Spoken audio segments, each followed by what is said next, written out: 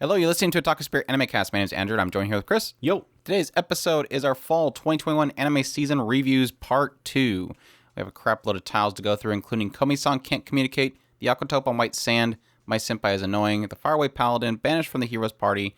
I decided to start a quiet life in a small town. I didn't write the whole title down there. Sakugan, Taisho, Otome Fairy Tale, Selection Project, The Way of the Househusband Part 2, Irina, the Vampire Cosmonaut, Rumble Garanndoll, Kaginado, Can I Make Your Ears Happy in 180 Seconds? That's not a question, that's just a title. And 86 Part 2, or second season, depending on where you look it up, because that's not ending anytime soon, so I figured we review it. we might as well call that a wrap for the season, because it's going to be a while before we get around to it again, but it is what it is, unfortunately. But yeah, a lot to go through. Are you excited? Did you finish Aquatope? Yes. You did. Did you finish Komi-san? Yes. Did you finish Faraway Paladin? Yes. Did you finish Garanndoll? No. Just thought I'd throw another one in there for the heck of it. Yes, I'm happy because as of today, I have recorded all of my video reviews, so I'm officially done with fall. Now, granted, we still got to do our deliberations, so that'll be a whole nother fun fiasco next week, but I'll be doing preparations for that this week. I might do a live stream to kind of talk to people while I do that setup. I thought about that too. I was wondering but I didn't want to mention it on the. I'm mixed because it's like, do I want that distraction of the live stream when I'm trying to put all that stuff? Because it technically makes it take longer, but it's more fun because you can talk to people at the same time. So yeah.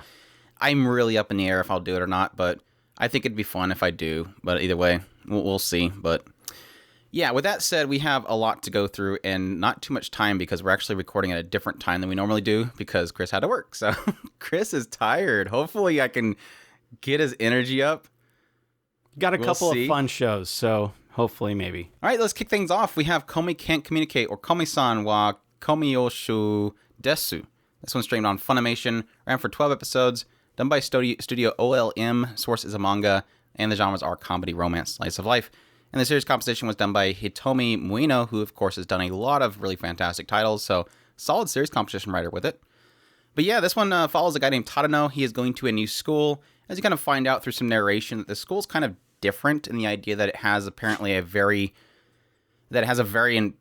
the school's kind of different in that it has a very long kind of interview process to find out who would be in the school itself, and that means that everybody's kind of weird in some way, as you quickly find out when you see the other cast members. But yeah, he seems to be normal, but it seems to note the idea that he's very observant of things, and we kind of find that out, especially later on, as he falls asleep and sleeps into the PE scheduled class, and this girl, Komi, who's like extremely popular in the school, stays behind to kind of tell him that they have PE. And when he wakes up, she doesn't really say anything to him and quickly leaves after writing down exactly what is going on. And he's like, hey, do you have a problem with communication? And sure enough, he starts writing on the chalkboard and she starts replying through the chalkboard. And eventually he comes to find out that, yeah, she apparently has a problem with talking to people. Now, the thing that kind of spirals out of control from that point is now that she's talking to him through this chalkboard, she starts going crazy and she starts writing a whole bunch of stuff. So it quickly indicates, and sadly it's kind of missed in the Netflix translation, is that she's talking about not just that, she wants to talk, she's also talking about everything that she's wanted to talk about for like the last, this entire school year so far. I mean, it's not that far into it, but like everybody's conversation they're having, she wanted to get involved. There's these insecurities she's had. She's just unloading everything, not just the current. And so you get a quick idea that she's got this insecurity and she's always had it. But more than everything, she wants to fix it. And not only that, but she wants 100 friends because I don't know why. I really have to look into this. I got to figure out what the 100 friend thing is because, again, everything has it. Hitoi Bochi. There's a season. This season has one, which is the Sailor Uniform show. They all as 100. I don't know what that is about that. But anyways, he's like, sure, I'll help you. And I'll be your first one, which is obviously embarrassing because protagonist character is embarrassed by that. But thus begins this whole adventure of getting her 100 friends. And so, again, like I mentioned before, it basically involves them communicating to people in the class that are weird everybody has their super quirk, and so it makes it a little difficult. But yeah, that's their goal, is to make 100 friends, and at the same time help her get more comfortable with communicating, which I'd argue really didn't really get very far with this season, that's for sure. But that's the whole shtick, so why not? So I'm gonna let you go first because I don't really want to talk about this show for the most part. I struggled recording my video review. This one I absolutely adored. This one for me, it absolutely scratched that almost a similar itch that Hitori Bochi did, where Hitori Bochi is more of a cutesy version of almost the same thing. This one is more in the comedy areas, a lot of sketch comedy type things where they you have pretty much two just wildly absurd different personalities, and how they kind of come to find some kind of an agreement where they can effectively become friends. And this is really kind of the drive through most of this entire show. Some characters are a lot more fun than others, but I definitely had a lot of fun with the show. Each one of them bringing their own little flavor to the cast, and then just having a lot of fun. Yeah, I agree. Cool. No, I had told most people in my review, which I'll probably have that posted before this review thing goes live, but my difficulty that I have with this show, it's obviously the fact this is one of those shows where I feel like I'm the outside looking in, because it's doing well, its ratings are good. It had a lot of viewership on my anime list specifically. I think this one overtook most all the other shows in the season. And so there's a lot of popularity behind this, and I know that a lot of that has to do with a very large fandom for the manga before it even came out. And I don't want to say that I made that hype for the manga being adapted, cloud my judgment, because I didn't go into it going, okay, let's see what's so great about this. And I even loved the first episode. I mean, my first impressions, I was praising this show. I'm like, this is a fantastic opening. Like, the chalkboard scene, despite Netflix's issues, was a phenomenal scene. It was just well done, well directed, great shots. You felt that frustration in Komi. And Komi was a cute character, even though I don't like her normal appearance, where it's like this triangle hair and the overly squinty eyes that nobody else in the cast seemed to have. She just doesn't look like she fits art style wise in this cast, which is obviously why she's popular and attractive to everybody. But my attraction to her obviously was that whole aspect of her being like timid and struggling with things. But at the same time, it's like only so many times I could see that before that gets old as well. But it was just really, my issue came as it went along. I liked the childhood friend. That was just, I've never seen that before. This idea of this person is everybody's childhood friend. It was funny. I like the whole, the festival where the childhood friend guy walks up and suddenly out of nowhere, this huge crowd of like 100 people are behind them. Are like, oh yeah, that's all my friends. They're all wanting to come too. And it's like, holy crap, this person has, it was funny, the fact that also that childhood friend to everybody but Komi. Yeah. And it tried a long time ago. It just didn't work out because Komi can't communicate. But, then beyond that, after they kind of brought in the childhood friend character, it was just downhill from there. Like, every character they introduced was like, oh, there's the yandere character. Don't know why she's not in jail. Oh, there's the I want to be treated like a dog character. Okay, cool. Oh, there's the Chunubiyo. There's the country bumpkin. There's the overly, competitive character. It hit every single one of they even had the ditzy character. They had every single one of the archetypes introduced, and it's like, okay, cool, we got that character in the cast now. And then it would turn into, okay, now let's go here, and let's bring this batch of those characters in, let them play their same tropes, and then we'll go to this location, and then we'll bring in this cast of characters, and they'll do their tropes, their one-note tropes, and it never seemed like it did anything beyond that. And it was just really frustrating, and I couldn't get into it. And I was unfortunately extremely bored throughout the entire show because I wasn't getting laughs out of any of that stuff. And it is one of those things where I'm kind of struggling. I do want to look into what people found so enjoyable about it, because I'm trying to figure out where I missed it. Like, why am I wrong? Why am I broken, Chris? But I never really found anything besides people really like Komi. And it's like, okay, well, that's cool, but what about anything else? The rest of the show that I wasn't getting, I don't get it. I don't get what these tropes are so funny when they're the same joke, just in a different setting. So that was my frustration that I had. And like I said, I was looking for it. And I think I heard somewhere where it shifts at some point. So I don't know if the shift already happened and I just didn't catch it. But I was also kind of watching along, hoping that they would have that point. Like my expectation was that after they would introduce everybody, it would maybe get more romantic or something. Maybe there's a shift there. I don't know if maybe that's something in the second season, because they've already announced the second season. But yeah, it did feel like they the main two. It's obvious that it's there, but it wasn't overt yet. So they are trying to really push the two of them, but unfortunately, again, I didn't really feel like any of it advanced in any way. It was just still... No, I do think that they were putting more emphasis later on Komi really trying to force herself to say something, but of course she never did because she can't communicate. That's her whole shtick. But yeah, it's unfortunate. I tried really hard, and I apologize to everybody. Not every show is going to be for everybody. I'm not going to sit here and bash it and say it's a terrible show. I know that there's going to be plenty of people that's going to enjoy it. I'm apparently the outlier, so... I don't know. Hopefully somebody out there's like, yeah, Andrew, don't worry. I'm with you. I didn't get it either. I don't know. Well, I mean, I did like a lot of the cast. I mean, each member. I mean, yes, I really adore Komi, but I'm not going to say that my entire enjoyment, well, yeah, a lot of my enjoyment is around Komi, but... Exactly. I think that's it. And it's like, I'm not being mean here. It's like, I wonder, like, how do people ignore how 80% of the show isn't Komi and yet they still love it? That doesn't make any sense to me. Well, I almost would disagree. I mean, it generally all revolves around how is she reacting to each situation. Well, even that. What difference in every scene is her reaction? It's the same reaction every time. No, I won't disagree with that. I mean, a lot of her cutesy, not really. I mean, it begs the question of like, how much can a waifu carry a show? Like, despite everything that I am pointing out personally, can it still be carried? Is a crazy question that I have, I guess. I'm guessing so, because I enjoyed it. I mean, I like I said, I like a lot of the other characters. The only one that I didn't much care was probably the airhead that they introduced in the latter episodes.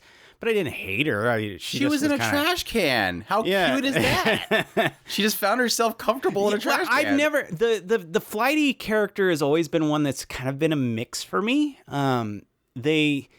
Unless they really pull off a really... I mean, because I guess it really comes down to if they can ara, well, really what it comes down to. Yes, it's typically that. Ara. Yeah, because that's usually the character that has that. I did honestly get a couple laughs out of that. So that is another funny thing, is that's like one of the few characters I got a laugh out of. And it was more of the idea of like Komi going to like struggle to tell her something. And then she goes to write it down. And then she looks up and the girl's gone. And she's like, I don't know, has a chainsaw in her hand there. And she's like, what is this thing? It's like, okay, that was funny. I got a little chuckle. But I mean, like I said, I didn't hate her. It's just, she was probably the character that I disliked. I mean, I didn't like the most. No, worst case, no. So you're gonna say that's the worst character to you? The worst character, and you're gonna disagree with me that Makiru was the worst character in the show. Which one?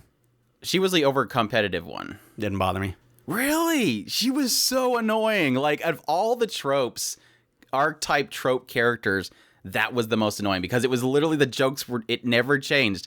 Okay, this competing. I lost still. Competing, I lost still. Competing, lost still. Anyway. No, the flighty character was probably my least favorite. The closest one that you could probably come to is maybe... They did nothing with the Chuni character. Holy crap. She just appeared until like the end, and then suddenly she invited Komi to her house. And I'm like, oh yeah, there's that character. I wanted more out of the Chuni character, I'll admit. But no, they didn't do much with her. I mean, the only other one that I could kind of agree with you on, the only other one that I would kind of agree with you, and I don't go as far as Andrew, is the quote-unquote yandere character. You won't go with me on, or it does frustrate you? Doesn't frustrate me near as bad as you did. Oh. It was shrug. At that point, I was numb to it. Yeah. I mean, I just was the entire time going, why is this girl not in jail? Because she literally was going to kill him. Like, this isn't like your typical yandere. She was literally going to kill him. It was one of those things where you see the joke, you go, okay, I got your joke. You don't have to carry it out for 2.5 episodes. Got the joke. Okay. Well, that was my feeling when they introduced the family members. It was like, immediately the mom opens the door and she's super eccentric. And I'm like, yeah, I kind of see that coming. I knew that she was going to have so many relatives that wasn't that way. And the father's super quiet. I'm like, okay, here's the joke. We get it. Everybody's going to be either super loud or super quiet. And then it proceeds to show you like 5 family members and it keeps going back and forth. I'm like, I get the joke. I get it. You don't have to show everybody. And suddenly I'm waiting for them to pick up the phone and call up like their late relatives and then show all them answering the phone in different ways. It's like, I get the joke. Just let it go. Anyways, I'm going back into it. But yeah, there's Komi-san can't communicate. I'm going to run away from this whole conversation. Watch it. I'm the minority. Don't worry about my criticisms. Comedy is subjective. There you go. I'll hide behind that one. Anyways, let's go to another one that's less, I guess, difficult to talk about, and that's the Aquatope on White Sand. This is finally finished after 2 seasons, of course. It went 2 core. But Shiroi Suna no Aquatope, the Aquatope on White Sand. This one streamed on Crunchyroll, ran for 24 episodes, done by Studio PA Works. It was an original. Slice of life was the genres. Director was Toshiya Shinohara, who did Lull and Sea, Inuyasha movies, Lupin the Third movies. The writer for the series was credited to Yuko Kakihara, who did Tsukigakure, Digimon Tri, and Chiayafuru. So, at least some work on those. But this one follows a girl named Fuka, and she's decided recently that she wants to quit being an idol. She was actually in a group and everything, and it kind of goes into some aspect of this other girl wanting to be the center for her grandmother, and then she decides to quit. And even though, they were kind of mentioning the idea that she didn't want to try hard and all this kind of stuff, you kind of see the reason that she has for quitting. But eventually she kind of wanders around, doesn't go immediately home.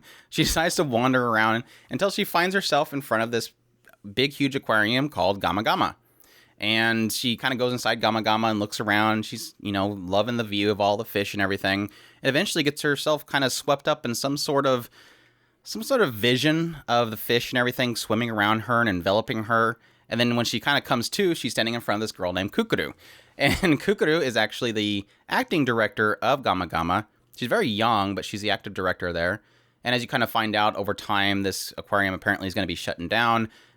Her grandfather, who owns the aquarium, he's kind of like old enough in age that he just wants to shut it down because, it's getting old. The equipment's starting to get run down. And he feels like it's better for the fish and everything that he just shuts the place down and finds the other fish homes that they can go to. And Kukuru doesn't want that because this is like a place that has a lot of special meaning to her. She's lost her parents. They came together, and she wants to save this aquarium.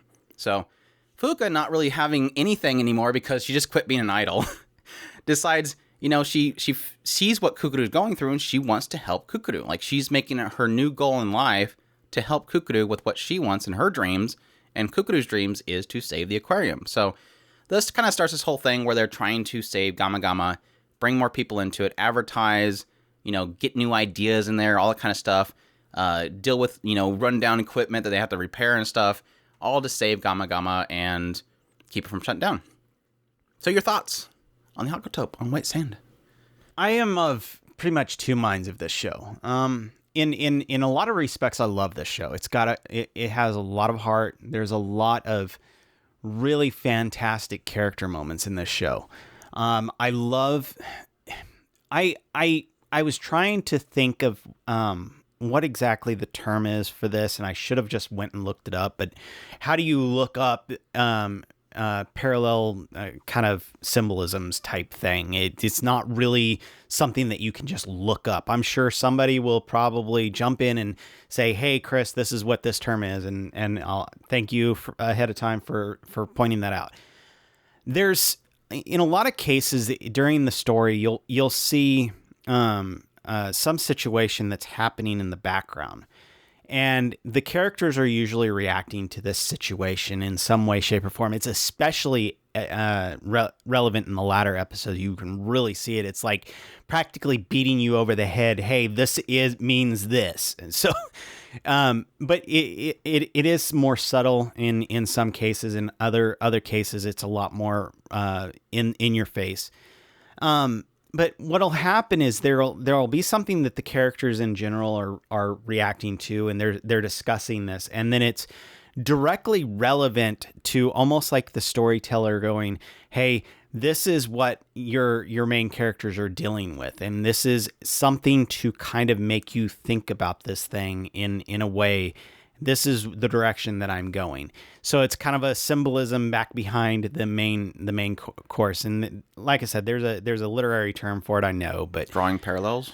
Like I say, it is kind of a parallel. I was getting that. What I was trying to get where you were talking about, I'm like, yeah, I kind of referenced a lot in my later videos of how much it was drawing comparisons and parallels to so many situations. Yeah, the parallels are all like the dolphin. The dolphin was obviously so obvious, obviously referencing something. There was a little bit of a parallel being drawn. All you had to do was slap Kukuru's face on the side of that dolphin. You had it. But it's great. I do love a lot of See that. Umiya out there like trying to tattoo his face on the side of the. I think we're referencing something. The old man literally is out there going, "Come back, granddaughter." Oh wait, you're not Kukuru. So we drawing enough comparisons here? Anyway, sorry. Yeah. The old man talking to the manager and said, "Did my daughter figure it out yet?" No, she's still stuck in the. I mean, that's the dolphin. No, your daughter is still stuck in this situation. The last conversation with the grandfather was so great for that. It was like, it was such a like. I was joking about my video, and I'm not going to say exactly what happens because it'd be kind of spoilers, but I had this moment in my impressions video where I'm like, if this was a comedy, after the grandfather said what he said and Kukuru accepted it, you would have like him turn around and go, "Oh, good, she bought it." Like it was literally a no answer. It was such a no answer. Like, what is the meaning of life? Whatever you make it. You're right. she bit. Good. I'm good. I'm out of here. Sorry, guys. We're so derailing. That's how on the nose some of the symbolism is. The parallel symbolism. It's just that on the nose, and at the same time, there is other ones that are more subtle in nature. But it's fun to think about this when you go through and watch the show. And so these are the things that I truly love about it, other than the fact that it's a beautiful show. This BNPA works. This is obviously one of the ones that they kind of really wanted to put a lot of effort into. Now, on the downside to this, there is a lot of times where I almost felt almost like it was dragging on a lot of things. I mean, like I said, there being some absolutely excellent character points that did push me through in a lot of situations, but I can't deny I did drop off of the show at least 3 or 4 times, and I ended up catching up several times, having to finish off the last 4 or 5 episodes, or 6 episodes if I remember right, just to get caught up for the final review. That's how frustrating some of this stuff was to get through. Not that I hated it. It was hard to get through some of this stuff. It felt pretty slow in a lot of cases. And that was kind of where I was at, was it's the whole aspect of, especially the second half, it just feels like it's just spinning its wheels. It's like, are we really, like, Kukuru is just up and down, up and down, up and down. Okay, we introduced a new character. Kukuru's up and down, up and down. Okay, let's get into this character. Okay, Kukuru's up and down, up and down, up and down. But no, I think in a pure sense, it's a great slice of life. I think if you're looking for a solid, just straight up slice of life, you cannot go wrong. And it's pretty much the case with anything that's PA Works. Really, they do a lot of very good slice of life shows. And I think they have a really solid cast to work with. It was a great cast. PA Works did an excellent job visually. It looked beautiful. Even the CGI fish looked really beautiful and didn't, have any kind of conflict with art style or anything like that. It looked really good. I think the thing is that, especially the first core was way great. Like, I love the first core. Great character developments. Kukuru's going through so much. It had so many great pinnacle peaks of, like, just pure emotion. Like, I got teared up so many times watching the first season. Like there was, one other aspect of the story is that there's this, what's it called? Kimimuji? I forget what the heck the name. There's like this little deity thing that's in the area. It's a trickster. They call it a trickster, I believe. And this folklore, this trickster will make people see visions. And so, obviously, as you're kind of seeing in the background, there's this, like, weird, like, folklore creature in the background that nobody can ever see, but he's constantly around. And the weird thing that came of Gama Gama, and it was a special thing about Gama Gama, and it was one of the reasons why Kukuru wanted to save it so much, was that people in there, in Gama Gama, when they have issues and things and troubles they're facing, they'll often see visions of things that kind of comfort them or give them a little push. And so one example they have is when the old man comes in and he's a little bit torn up by the idea that they're shutting down. And he wanted to come there one more time because he wanted to see his brother again. And they're like, what are you talking about? Your brother? Well, one time I came here after I'd lost this company that I opened with my brother. I seen my brother, and he was obviously passed away. And that was the same with Kukuru. She's able to see her parents that have passed away. And even this other vision of this other person, which they get into a mystery about. So there's something special there. And it kind of, I totally forgot why I brought up that whole thing. But that creature is kind of that thing in the background that they're always kind of looking at that really did create a lot of emotion. Seeing visions of her mother was emotional. Having this old man tear up because he sees his brother is like super emotional. It's like you can't get any better than that kind of stuff. And that's what Gama Gama was creating. And that was that first core had so many key points like that you really did want to get into and you really enjoyed. And all the characters had significant character growth that entire time. Kuya, Kai, Kukuru, Fuka herself sees so much growth in that first time. And then the second half comes in. And it feels like the whole driving force of the first core is lost. And it just kind of gets lost. That second core, it feels like it gets lost. And not only that, they introduce a lot of new characters. And while, yes, each of those characters have their own stories, especially Chiyu, who is in the first core as well, they get into her, and there was a lot of interesting stuff there. But for the most part, the characters are already established. Like, even Fuka herself, her character development's done. It's only Kukuru that's kind of still left behind. Like, she's the only one that still needs to find what she really wants to do. Like, do you want to save Gama Gama? Is Gama Gama your future? Is Gama Gama your everything? Or is there something else you're going to do? And she has that conflict. But like I said earlier, it feels like it's just spinning its wheels. She feels like she gets it, and then she doubts herself. And then she feels like she gets it, and then she doubts herself.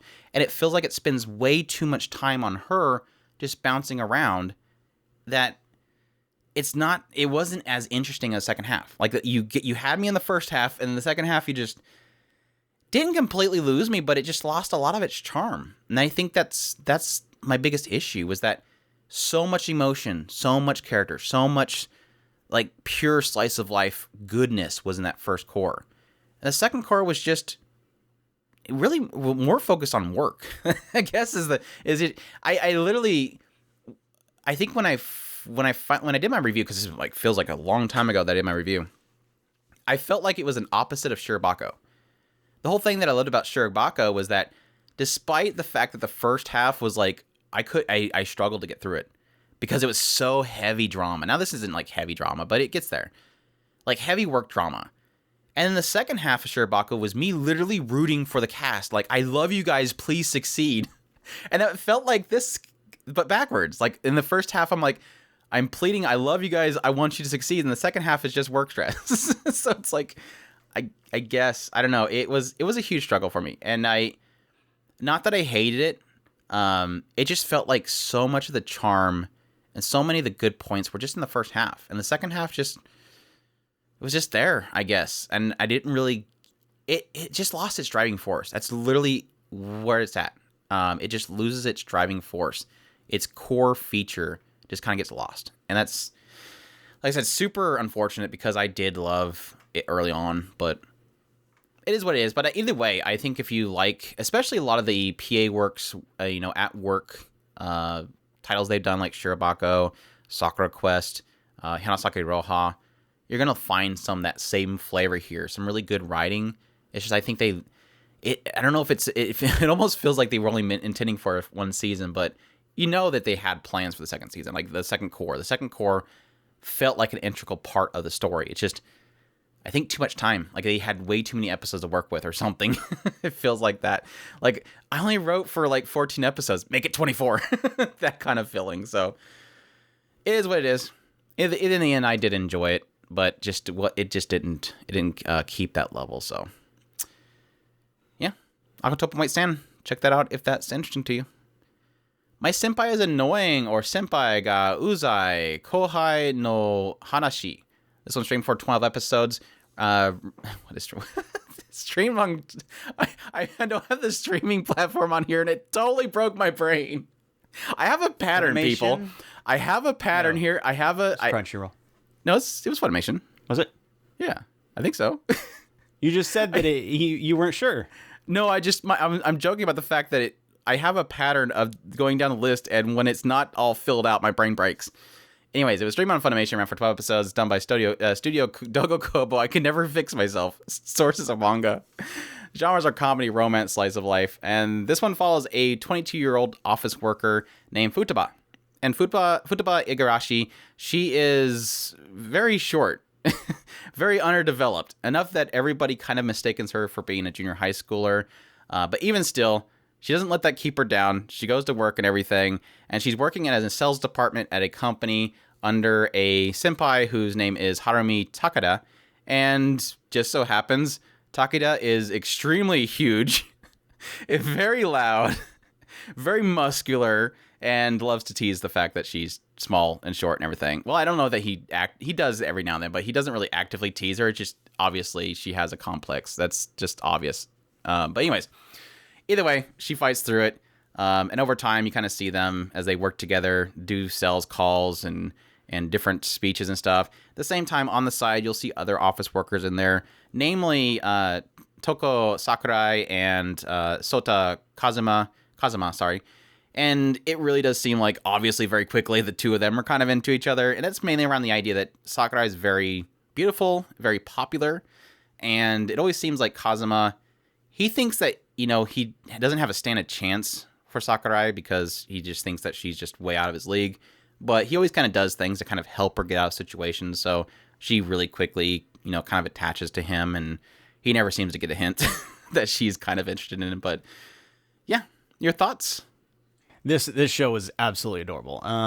The kind of it's such a it's one of those things that where the one character really likes the other character, and the other character is just really warm and genuine, and you don't know if he really does have a thing for her or not, but he definitely is just really an awesome guy. Takeda's so cool. He is such a cool guy. It was so funny because when I get into the show, I was like, okay, this is gonna be all about contrast. Let's get the punchlines. It's gonna be cute. And then I realized really quickly, Takeda's really cool, dude. I mean, Igarashi, if you don't want to get into this guy, I'll jump in there. This is a cool dude. Just so much energy. He's infectious. That was the best way that I put it early on, was that he's infectious. Like, his positive loudness, he just, does his nice gruffy bear laugh and stuff. And you're just like, dude, I want to hug this guy. He's so cool. And he's only second to Kendra Suda, though. Don't get me wrong.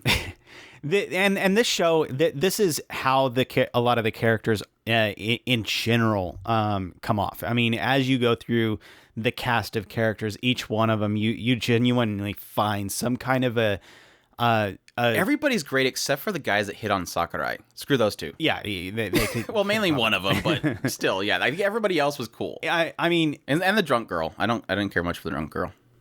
The Mona Tsukishiro. She was just always like, "Here, I got whiskey. I'm not actually drinking though." She's creepy. She didn't bother me. The noodle scene was fun though. When it comes down to it, each one of these characters, I just found some genuine enjoyment of being around them. I'm talking about mostly the main cast in general, but yeah, not the guy that hits on Sakurai. Let's keep pointing that out. I generally really loved Futaba's childhood friend. Like Andrew was talking about, the Sakurai and Kazuma and the little brother. Each one of these characters were just absolute. They had hearts of gold, and I genuinely found myself just rooting for them. So I genuinely just rooted for each one of them as the stories progressed, and I really did enjoy when not necessarily enjoyed them getting sick, but I enjoyed seeing the debilitating illness episodes. The debilitating illness episodes. I loved seeing Takeda taking care of Futaba during that episode, or some of the other episodes involved in the basketball. I'm surprised Sakurai and Kazuma didn't have a debilitating illness. I know, episode. right?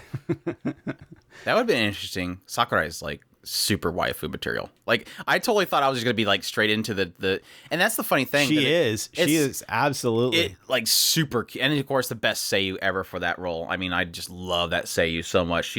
Her seiyuu is like super, like, I love that voice. Like you hear that voice and it's, oh my gosh, that girl. But no, it was one of those cases where I'm like, similar to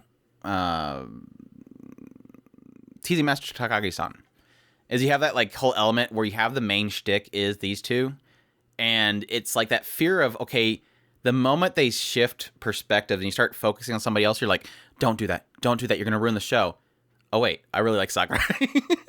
It wasn't the case like Teasing Master Takagi-san where it gets to those other three girls and it's like, wait, go back to Takagi-san and and what's his face, I can't remember his name, Nishikata. But no, it was great. Like, and it was crazy because they had like 4 whole episodes to them. Yeah. I mean, granted, it would, tilt over every now and then, which it happens with even with Futaba's episodes. But no, they had like literally 4 episodes to really get into them. And I'm like, wow, they're spending a lot of time on these two. I'm actually very surprised, which is perfectly fine again because Sakurai is like super waifu material here. But no, anyways, are you done? Yeah, pretty much. Right. I love it. Please go watch it. If you enjoy the stuff that I enjoy, you'll love this one. Okay, yeah. So I didn't like the show at all. In the end, I didn't like this show. I'm just joking. No, I love the show. It was so great. Like, I think I've gotten most of my points out in the idea that like I totally expected this to be just straight. Here's contrast joke. It's cute. Dogo Kobo is getting involved. They do like the OP is, you can't skip it. Like that OP, you can't skip it. Did you skip it? I had a very hard time, but yes, I did. You skipped it? Yeah. I skipped it once. I love the but yeah, I wanted to watch a lot of shows. My gosh. I'm sorry, people. You can direct your hate emails to Chris from otakuspirit.com @ .com. I don't remember. He doesn't have an email. Anyways, he doesn't have an Otaku Spirit email. But no, yeah, like I said, going into it was expecting it just to be the contrast joke. But like I said, it was one of those things where every minute it surprises me. It does something with it. It does something with this. And my other thing that I kind of had, like, here's my layout of my expectations coming into it. Skit-based comedy is going to cut from like scene to scene. It's going to be another joke around the, contrast. I figured, again, Takeda was just going to be this guy that annoys the heck out of her.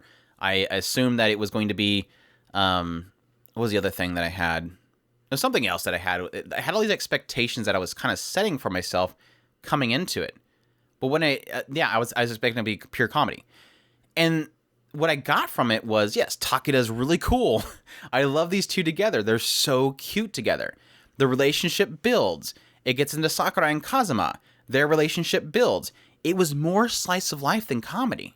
That was a huge shock for me. This show is very slice of life work comedy kind of stuff, but a lot more development to the characters and a more through storyline than I originally anticipated. It's the title in a way is kind of misleading. It implies that I think we even talked about the idea of we were expecting this to be kind of almost a backwards teasing girl, where it was kind of a almost like Takeda is honestly teasing Futaba, and in all actuality, they even set it up in such a way where you get the idea of she is obviously has a thing about her size. That is an absolute thing. But even in the latter episodes where they actually explain what ended up happening between the two that kind of set her off in this weird situation with Takeda, where she she came in. He thought she was a high school student who was visiting the office, and oh my God, he like insults the heck out of her, and then like, oh yeah, by the way, you're working with her. And she's like, I want somebody else. And so that kind of set the tone for those two and their relationship. Thought it was a school tour, right? And from that point on, he is actually very respectful of her.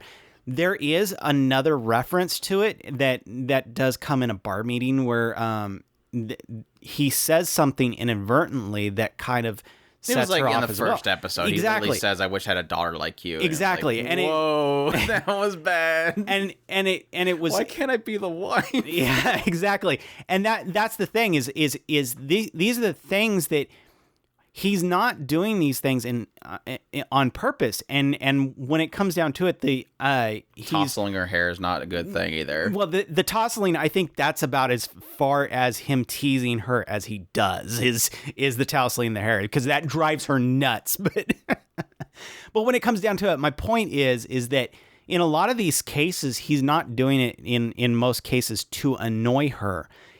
His annoyance is his almost denseness to his good nature. Yeah, his good nature that kind of sets her off, and that's why it's annoying. So, like I said, it's kind of misleading. To go to your point, I mean, what is one of the first scenes they have is they're going to a presentation for a company, and he purposely slows down because obviously her strides are much shorter than his, so she has to like literally walk 3 steps just to get one of his steps.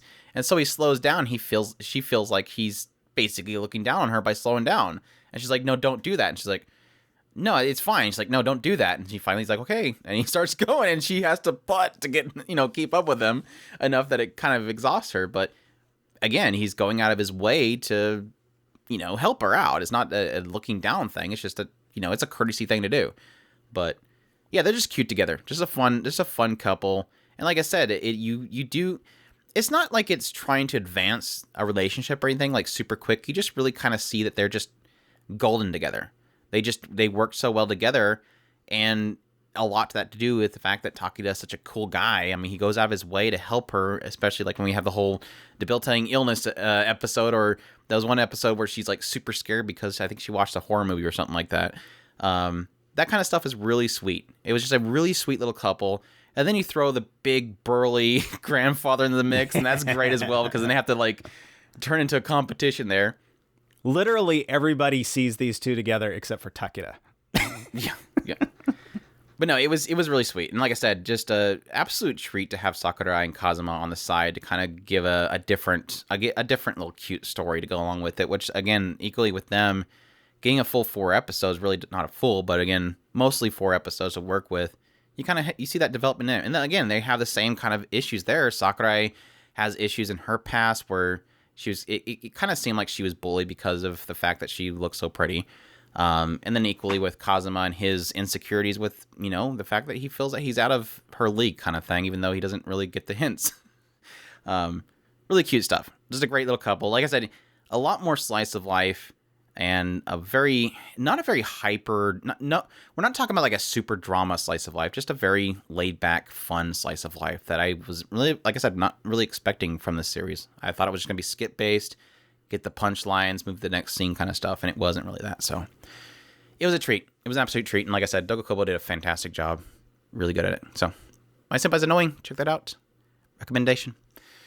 The Faraway Paladin, or Saite no Paladin, streaming on Crunchyroll, ran for 12 episodes. They already have a second season announced, which is fantastic. Studio is Children's Playground Entertainment. Sources of light novels. Genres are adventure, fantasy, action, mystery, psychological. The director that worked on this was Yu Nobata, who did High School Fleet, Kuma Kuma Kuma Bear, and Might Setsu. The series composition by Tatsuya Takahashi, who did Idolmaster, Cinderella Girls, Domestic Girlfriend, Beatless, and Eromanga Sensei. So yeah, this one, I hate saying this. It's an isekai where a guy gets transported into the body of an infant, and when he kind of, gains his consciousness in this new fantasy world, he is an infant in the arms of 3 undead beings that are kind of secluded in a tome out in the middle of nowhere. And these 3 undead are Blood, who is a skeleton warrior, Gus, who is a wizard ghost, and then Mary, who is a mummy that is a priestess. And as he's kind of being raised by these three undead, they're kind of teaching about the world, teaching about the gods, teaching about everything of history and everything, kind of instilling knowledge of magic, prayer, and obviously being a warrior, because blood is a warrior. And so as he grows up, it seems you get a quick idea that it feels like there's a two-sided secrecy here. Will doesn't really reveal to them that he is from another world, even though he kind of has a hazy knowledge that he was in a previous world. It doesn't seem like he has a full knowledge of what his life was, but he doesn't reveal that to them. At the same time, it seems like these three are keeping something from Will. There's like this secrecy. They're kind of keeping something away from him until eventually he becomes of an age where they're going to do one final trial for him to train him and teach him. And after this trial, they end up revealing everything about this significant occurrence that happened, was it 200 years ago or something like that? Something like that. That there was this mad king that was feared throughout the land, that was on this big, huge escapade across the country, just killing everybody in sight. He was super powerful, was like this undead king, was unable to die. He wielded a weapon that kind of sucked the life force from other people and healed himself. And it was like such chaos was being created because demons were being summoned, and the demons were sacrificing humans to create more demons. And then eventually it got so chaotic that the gods themselves even appeared to get involved. But after this, basically the dust settled, he was sealed away. It seems like what goals these three had is kind of been completed.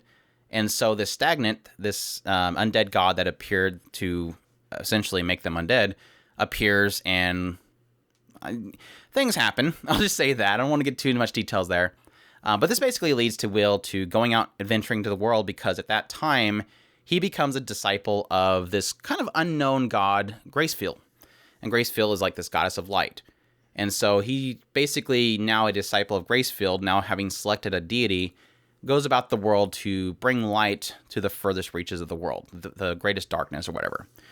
So that's kind of the start of his journey. So, your thoughts on the Faraway Paladin, a show that literally is half of it is world building? I really enjoy this show. The big problem with this show is that it's such a slow burn show. And I think that a lot of people will have a really hard time getting through a lot of the show. Like Andrew was saying, when he says half of this show is world building, he's not joking. This show takes its time, very much is methodical in how it's relaying all of the things that are going on in this story, which is, I'm not going to say a lot, because when all is said and done, once you get everything done, it feels like you got a very solid story out of this, for sure. From Will, pretty much his entire life, from literally him being reborn all the way up until a certain thing that has just recently happened, which it was an absolutely, to me, it was a fantastic chapter close where they put it. But when it comes down to it, when you take the entire thing in retrospective, you stop and think about it. While it kind of feels like a lot was there, when it comes down to it, if you take all the story beats, there wasn't a lot that happened. It just this, and this.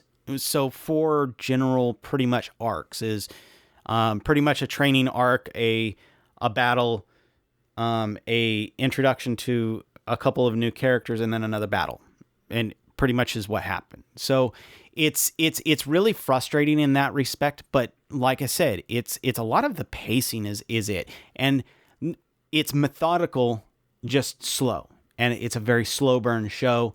But it's still I'm getting stuck on how slow it is, but it's super slow. It is a slow show.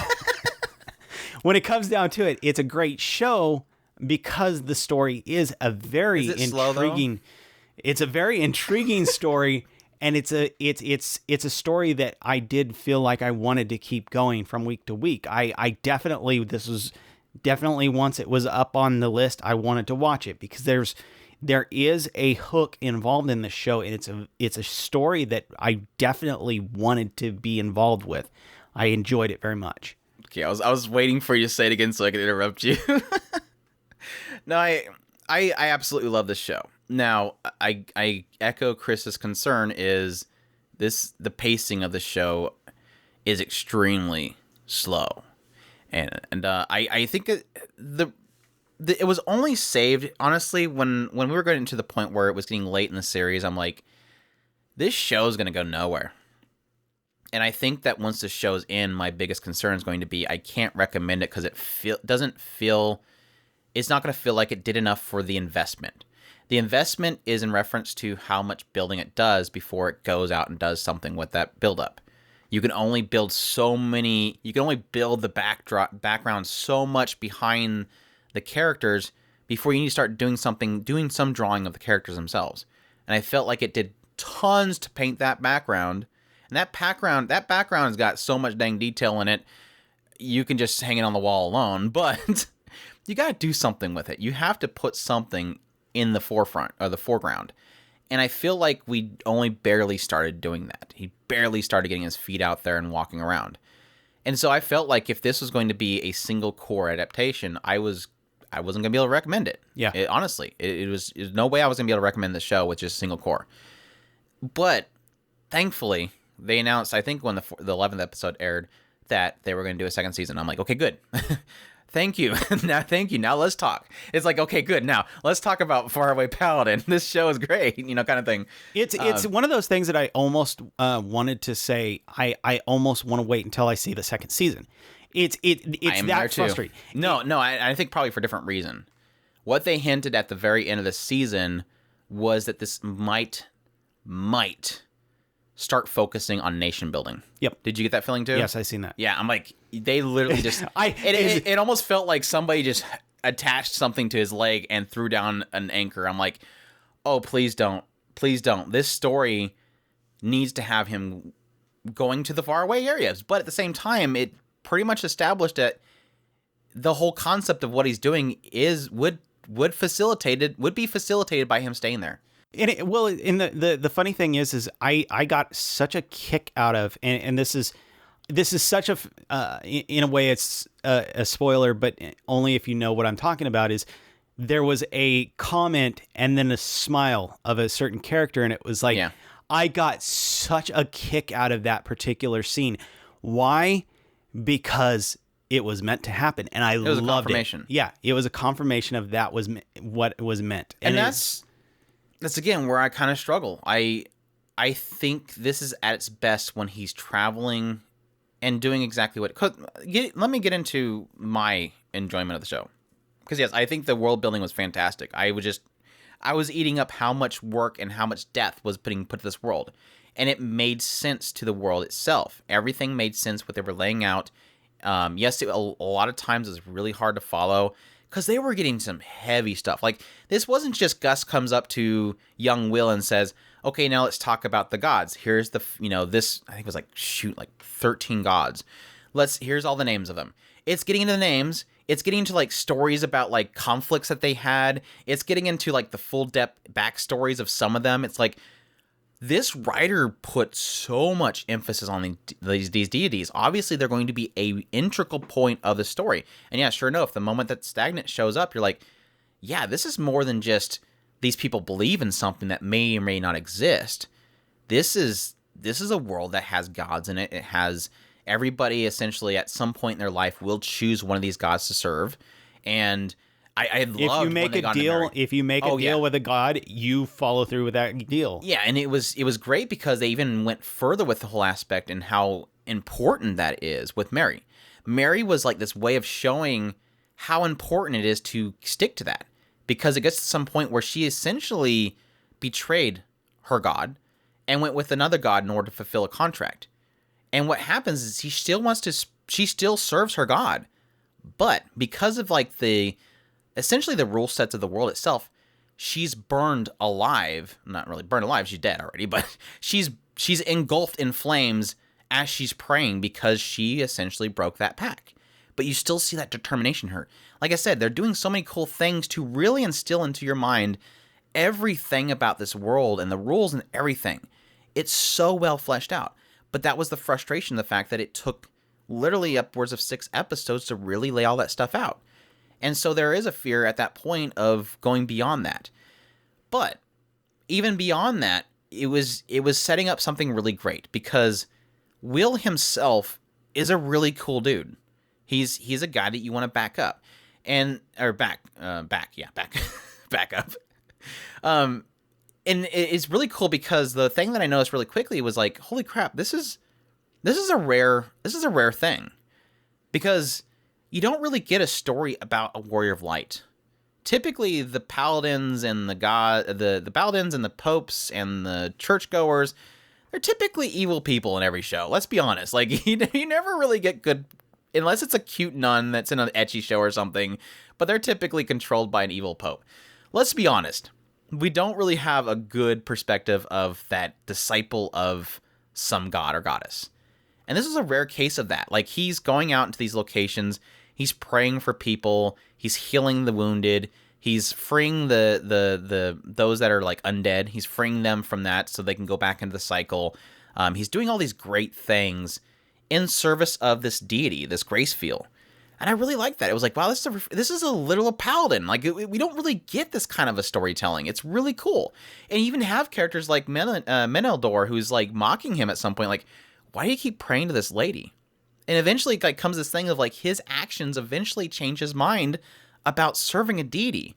I thought it was really cool. It's again a different take on the warrior of light, the man of the cloth that you just don't really get in these stories.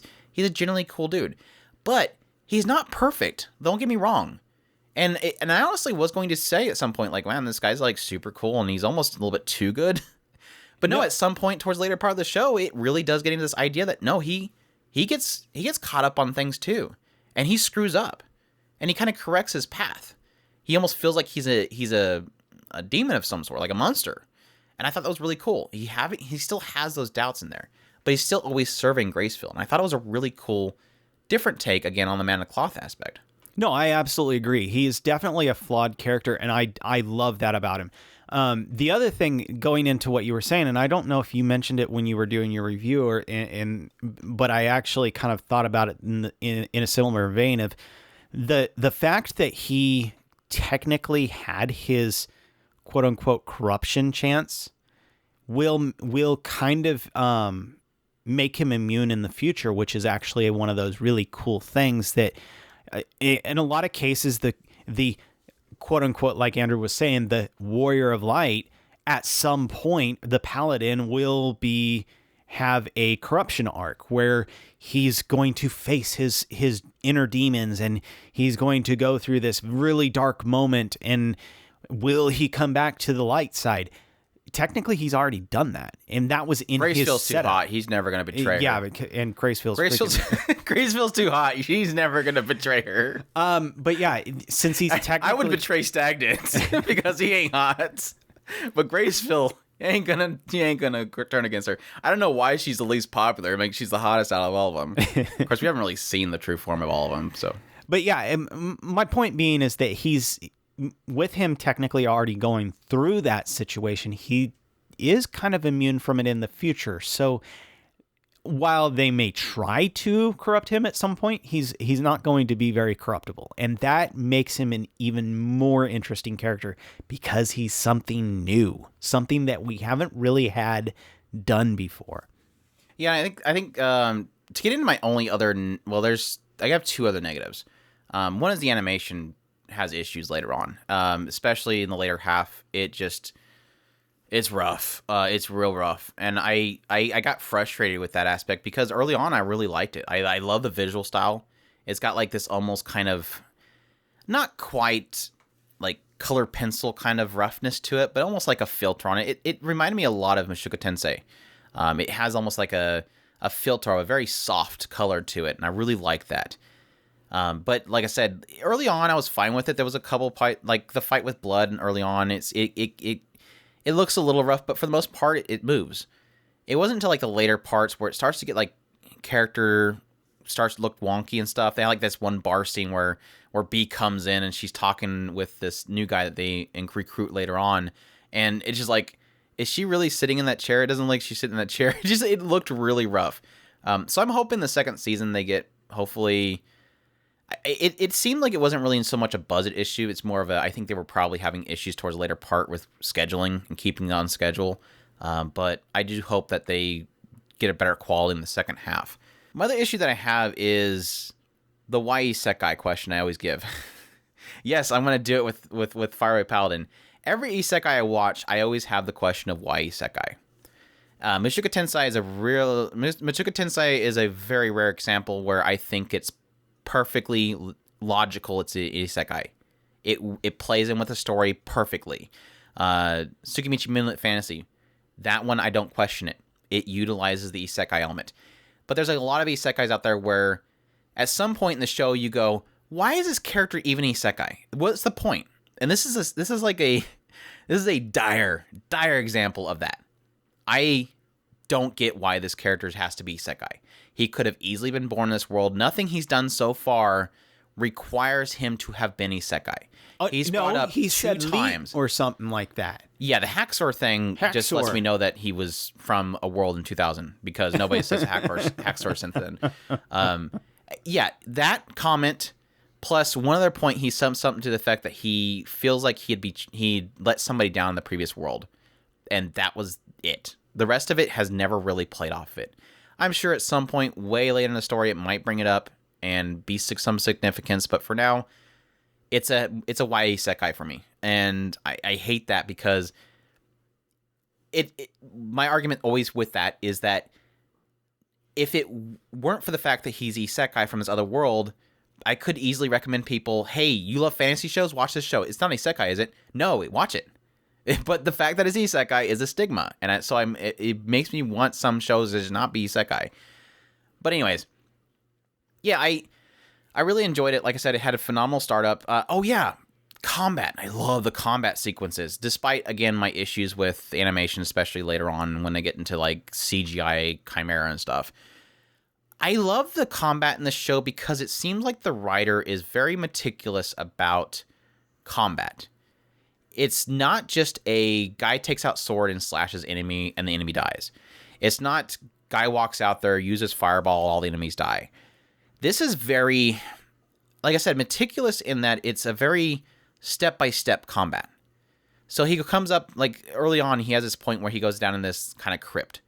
And he takes out this one enemy. And then he goes around the corner, he notices a certain type of undead, like a demon undead kind of thing. And so he knows that thing, based on the knowledge that was given to him by his parents, essentially Gus, Blood, and Mary, that's going to be a spell-casting monster. So he immediately prepares himself to cast a silent spell the moment it starts casting a spell. And then he'll use this other thing to bind it down, and then he'll take it down. Like, it's very meticulous, a step-by-step. It's not just, again, slashing and pew-pewing. It's very tactical-based combat.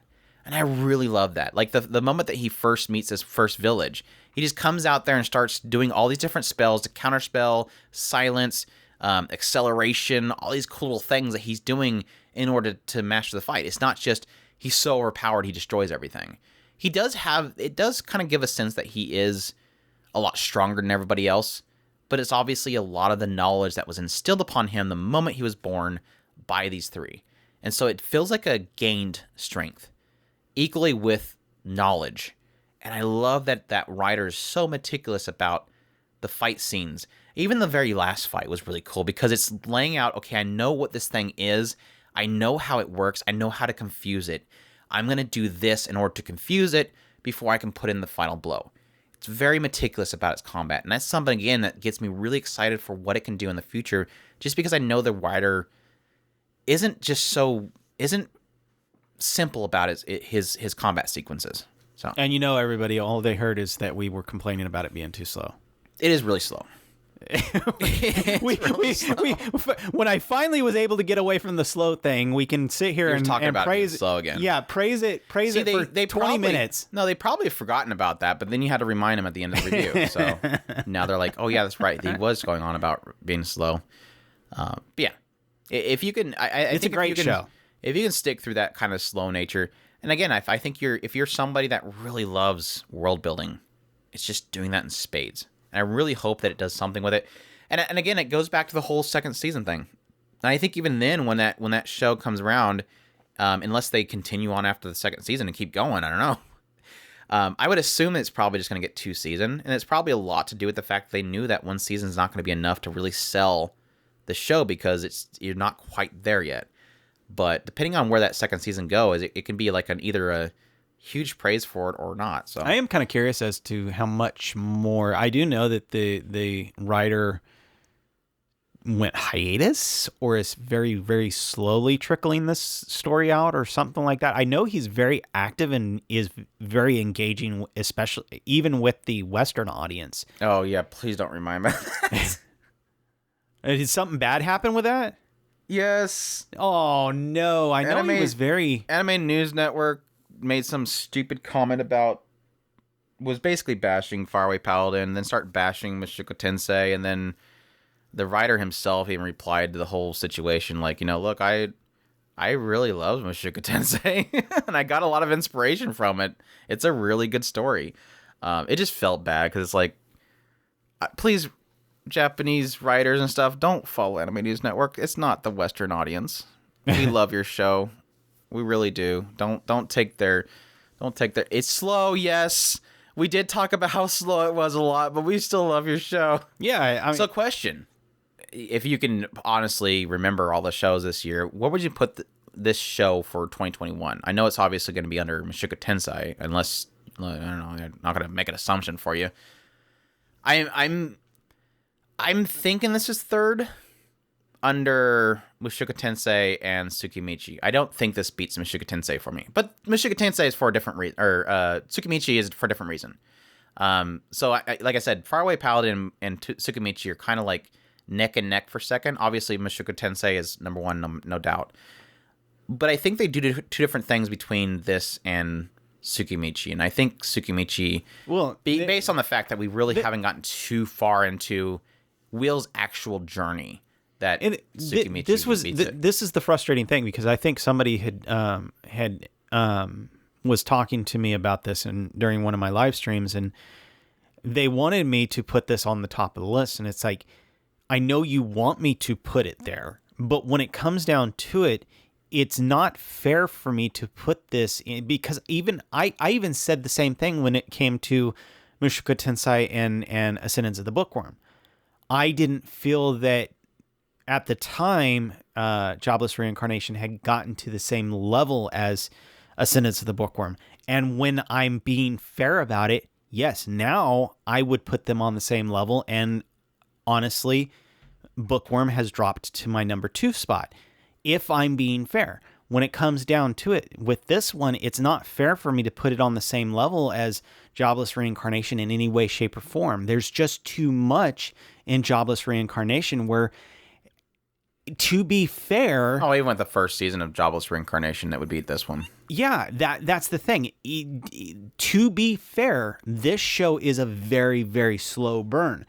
But putting this in 1 season anywhere near the same level as Jobless Reincarnation is not fair in any way, shape, or form. That's severely understating what Jobless Reincarnation is doing. I'm not saying this is a bad show. I'm just saying that slow.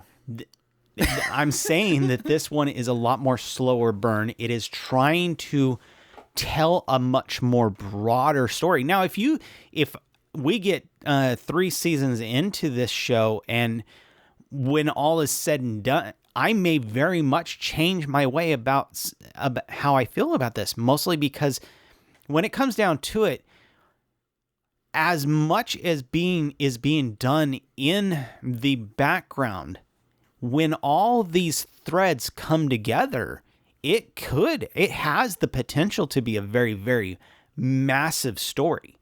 However, if you're taking it from Will's perspective, if it's only Will's story, and this is really hard to kind of to express. This is very difficult, mostly because you do know that you have an entire Deliberations podcast to talk about this. If you're going to get super deep with this, I know, right? And we're literally going to do that in a week. just letting you know. It's like having a massive just buffet of a whole bunch of ingredients. and you have 2 pieces of toast or 2 pieces of bread. Will is the bread, and you have all those ingredients. You're not going to use my portrait theory here? You're just going to make your own with a buffet? No. My point being is, when it comes down to it, when all is said and done, after you get through 2 seasons, you're not going to get all those ingredients. No matter how many ingredients are in front of you, you're not going to get all those ingredients on a perfect sandwich. You're only going to get what Will can portray in his story.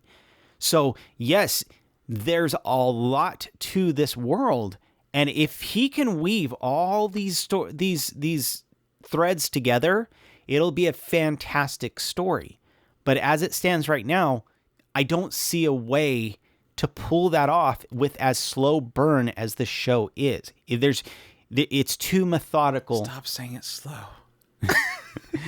Just trying to help you. Too slow burn. Slow. You said slow, though. Slow burn. It's too methodical in its pacing. He doesn't randomly just throw a whole bunch of stuff all at you at one point. He takes his time, tells the story he wants to tell. All these other things are out there, and you hope that they'll make a difference later, but for what it is, it's all flavor text. There you go. Faraway Paladin. We should probably move on. Please. Let's move on to Banished. It's a stupid show's in the list. I don't want to talk about it. Cross Range, moving on. So, banished from the hero's party, I decide to live a quiet life in the countryside. Or Shin no Nakama ja nai to Yusha no party wo oi da sarata node Hinkyo de slow life suru koto ni shimashita. So glad I probably don't have to say that one again. Side note, to answer your question, I'd put it in 3 right now if you're putting it up against those 3. You should have finally answered that question. I never technically answered it. There you go. If those are the only 3, I can't think of any other off the top of my head. Nothing super huge, except for maybe World's Finest Assassin. I don't know where you put that. I maybe would put it in the same level as Finest Assassin right now. But oof. I don't like you no more, Chris. Anyway, I liked Assassin, so I liked it too, just not that much. Anyways, Banished from the Hero's Party. I would rather talk about that than Banished the Hero. We're going to talk about it anyways. Funimation's what streamed it. This I would not put on my top list. It is an isekai, obviously. I'm just saying that to make everybody mad.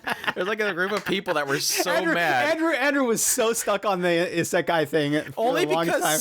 Only because somebody brought up that people are saying that it's going to be isekai, and I'm like, now I'm going to joke about it because now it's a great joke because people are mad about it now. Not that I typically like to tease people like that. It was funny because I thought about that. Anyways, it's on Funimation. It ran for 13 episodes, done by Studio Flad and Wolfsbane. Source is a light novel. The genres are adventure, fantasy, romance, slice of life. Series composition was done by Megami Shimizu, who did King's Raid and Villainous. My next life is a Villainous. Yeah, this show pretty much opens up. This guy, I think he was Gideon at the time. He is the guide of the hero's party, which you find out in this world has, of course, demons, and there's a hero that will take on the demon lord. And this hero has a party, and this group is comprised of different members, such as a sage. Like I said before, Gideon is the guide of the party. Well, at some point, this sage tells Gideon, hey, look, you're kind of useless. You have no unique skills. You're not powerful in any way, and you don't pull your weight. The hero keeps having to save your butt in every fight that we get into, and you're going to end up getting the hero hurt. And as we find out, this hero, which is Ruti, is actually Gideon's sister. And so after a while, the sage kind of telling him, look, you're useless. You're going to get her hurt. He eventually somehow, I've still to this day don't get it, somehow convinces Gideon that, yeah, I'm okay, I'll leave. I'll do it. Tell them that I went out scouting for the Demon Lord, and I never came back. Again, another stupid thing is he says, okay, but leave your stuff behind, and that's totally going to convince somebody that you left your gear behind, which they totally bring up later, which I thought was funny. I'm like, good, somebody point out the fact that he left his gear behind. It doesn't make any sense. Nobody's fooled by the sage, by the way. But anyways, Gideon does this, leaves the party, ends up going to some remote town where he ends up trying to raise up money in order to open up an apothecary, which he uses to basically serve this village. Every now and then, bad things happen in the village, and he secretly takes care of it because he's taken on the new identity of Red. He doesn't want anybody to know that he was a part of the hero's party. And yeah, eventually, just so happens, this remote town out in the middle of nowhere that has no significance whatsoever, somehow this princess that he met during his journeys with the hero party somehow stumbles upon him in his little apothecary. And then she decides, because she's always had a kind of crush on him, that she's going to stay there and help him out with it. And which was kind of cool because she kind of points out all these things that he never thinks about that he should be thinking about with his new apothecary. And so he's like, okay, yeah, I guess I do need you. Come on aboard. She quickly tries to get a double bed so they can sleep together. He doesn't seem to get that that's an open invitation, but you know that she seemingly likes him a lot. But it kind of follows them as they have their little kind of slowly building relationship, building up this apothecary, and at the same time on the side, you see the hero's party kind of falling apart without its guide, and them kind of actively seeking to find out where did Gideon go, because they obviously need him.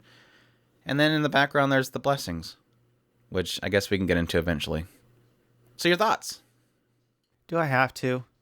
Are you as mixed as I am? I call it cross-ange. I loved this show. This is through and through cross-ange for me. I loved this show up until episode 11. I was so 11, burned. Really? It took that long. I went with the whole point burned. where they were having people axing people in the middle of the streets and crossbowing. I was so burned by episode 11. I got incensed, and episode 12 didn't save it for me. It didn't do anything for me. So when it all comes down to it, I like Red, I like Rit, I love Ruti, and I love Tisei. The rest of it can go and burn in a fire somewhere. I'm so. What about Wiggle Wiggle? I mean, I'm sorry, Wiggle Wiggle-san. Is cool. Wiggle Yeah, he's cool. Was it Wiggle Wiggle-san?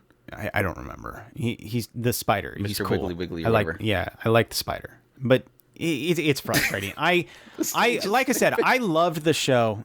Really did. I liked the whole slow life. I loved the kind of love thing going on between Red and Rit. A fantasy with romance. Yeah, and it goes pretty much all the way. I liked if we were to believe that actually happened. I liked the way they portrayed a lot of the stuff in the background, kind of the weird blessing system. It became more and more interesting, especially when they got into the devil blessing. I was on board with it. I was fine. I didn't think too much about it, so I just kept going with it. And then when episode 11 happened, I literally, this show, I hate to say it this way, but it freaking jumped the shark, and it made me mad. I don't want to. It like I'm trying to think of what happened in episode 11. Was it the part where the assassin becomes an airship pilot? No, that was after this, or that was before this. This was where Eris went freaking ballistic. They pulled out some swords out of some freaking room. The swords randomly made Ruti go nuts. That was 12. No, that was when she tried to attack Red. But yeah, anyway, everything became a mess after episode 11, and it became really frustrating for me. It was so funny because at some point, Chris's last week was like, "Hey, let's go ahead and do Banished Hero instead of this other show." And I'm like, "Chris's show's not done yet." Oh, it felt like it was done. I'm like, Chris, if you think that was the ending, I'd be making a video right now saying how terrible this show is if they stopped it there, because that would be a bad spot to leave a show through and through. I'd be spitting flames on a video if that was for sure the last episode. And I said I totally agree. I did not know there was another episode. I thought that was the last episode. I was furious about it at the time. That's where you're mad, is you thought that was the last episode. So it's all better after that point. And I never really got why Eris was the way he was. And well, I know why, but I never really got a hint that was part of why. But I guess that gets into my whole spiel. This show, to get into my thoughts, I think visually it was okay. I mean, they put a lot of effort into Rit, and I can give the animators credit for that. They know where to put the effort into, and that is to animate Rit as good as possible, because obviously she has assets that need a lot of attention and budget. Every time, I don't know, once an episode for probably half of the episodes, they have to show her in nothing but a t-shirt, and I was perfectly fine with that. They did a really incredible job animating that. It was very, very beautiful scenes, especially the nighttime scenes when they had the moonlight going on to her. And no, it's usually kind of the dawn in the morning. Kind of show we had those. We had the stream episode where they were sitting by the stream. Oh yeah, the bikini episode. Yeah, there's some beautiful Obviously scenes there. Gotta have bikinis in medieval times. See, this is a great show as far as these things are concerned. It definitely had a lot of visually appealing scenes involved with Rit. And it was like, besides that, the only other thing that really got a lot of tension was whenever Ruti fought. Like, there was a couple of fight scenes with Ruti where it's like, this looks awesome. Like, the last fight with her versus this other guy was like, wow, that looked really good. Like, out of nowhere, suddenly the animation just was top notch. I'm like, where the heck were these animators? So it seemed like everything outside of those two things was like very rough looking. So just barely enough to not make it a terrible looking show. So that was kind of a oof for me. Other than that, like yes, I liked the romance. It was an actual romance. I liked Red and Rit, or Gideon and Rit. They were absolutely cute together. Love that kind of relationship that built.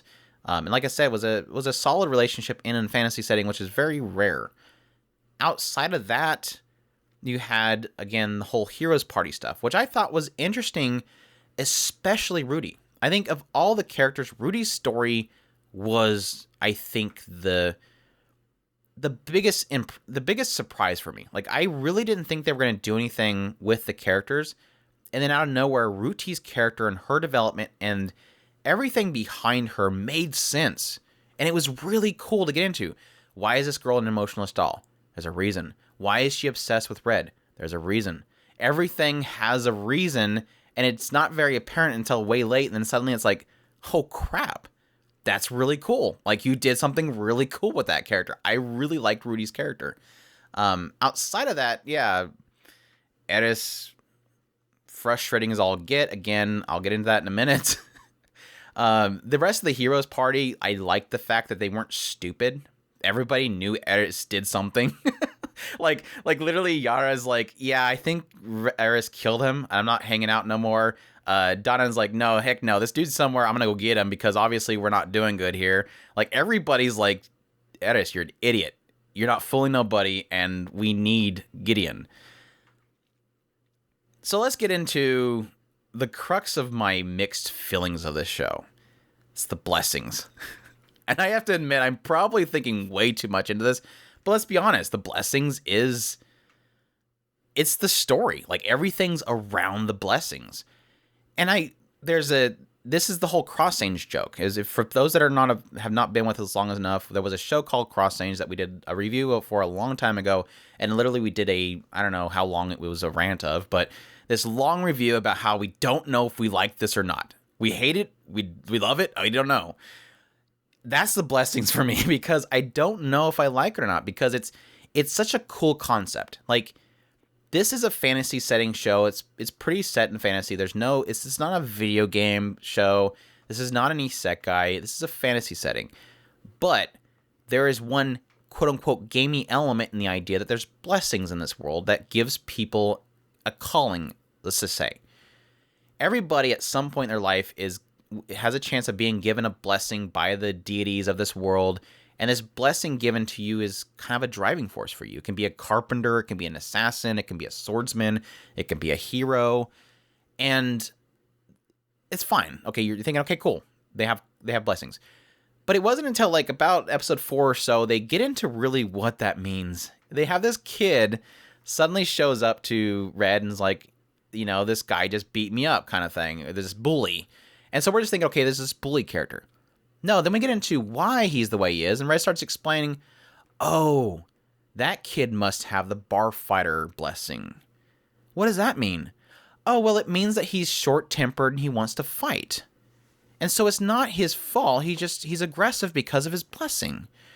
And then they start explaining how they build up their blessing is by, you can do this thing or you can kill other people that have it to make it go faster. And I'm like, holy crap, this is getting like dark. But at the same time, uncomfortable, because it's essentially establishing in this world, if you have a blessing, it's almost like a driving force. They get really heavy into the idea that it's not just you have this, you can do it or not. They get really heavy into the idea that you're kind of being forced to do it.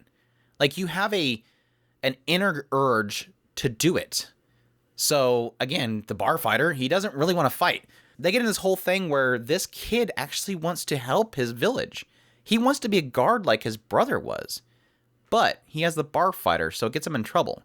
But he really wants to protect people. He doesn't want to hurt people. And that gets into other characters. It gets into, again, Rudy being a hero, and it's a driving force for her. She has no choice. It gets into, all these other characters that have this thing as a driving force. And what I quickly realized is that it's a good thing and a bad thing that the writer's doing this, because the good side is this is really interesting. And again, what it does to characters is interesting. But the negative effect of how the story is being built with this idea is it excuses everything.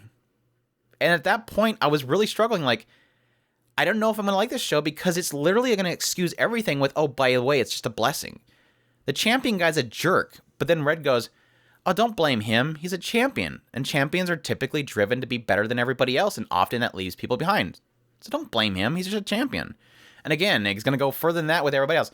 Barfighter, you beat a bunch of people. Don't worry. It's his blessing. You can't blame him. So like, okay, now suddenly an assassin's going to show up and kill Rit, and we're going to go, oh, it's because he's an assassin. I mean, it's not his fault. And that was where I really struggled. And then it kind of snowballed from there. I think the moment that they started having like this drug that affected the blessings, it was just out of nowhere. And this is my main, like, I can go with everything. Everything is fine. And again, very interesting. I think the point in which I really did fall off the show, enjoyment-wise, it wasn't where Chris was. It was a little bit before then. There was this one episode where they introduced the drug. And from that point on, it felt like the pacing went into the dumpster. Like, literally, it's just shooting forward. Nothing makes sense. It's jumping all over the place. Soldiers are showing up, kidnapping some kid that's apparently involved with something. The question about this incident that doesn't even involve the kid, I don't know why the kid's there, but we're suddenly going to take them there with this other kid to rescue the kid. Then we're talking about the drug. And then suddenly, again, we get into a whole Ares thing, and we get into the whole Rudy stuff. It felt like the pacing went way bad. And I've heard a lot of talk about people saying that they've skipped a lot of content in here and rushed a lot of things, which definitely feels like that. Because again, like the moment they brought in that drug to the storyline, it really hit the dumpsters. And the only thing that really fixed the show for me beyond that point, like if the whole thing with Rudy's development didn't happen, I would have just probably dropped the show. Rudy's development in the later parts of this show was the only thing that saved this show for me. Besides the fact that, like I said, I think Red and Rit are cute together. But everything else was like, oof. And again, it goes back to the whole Ares thing. Is he the way he is because shrug the blessing?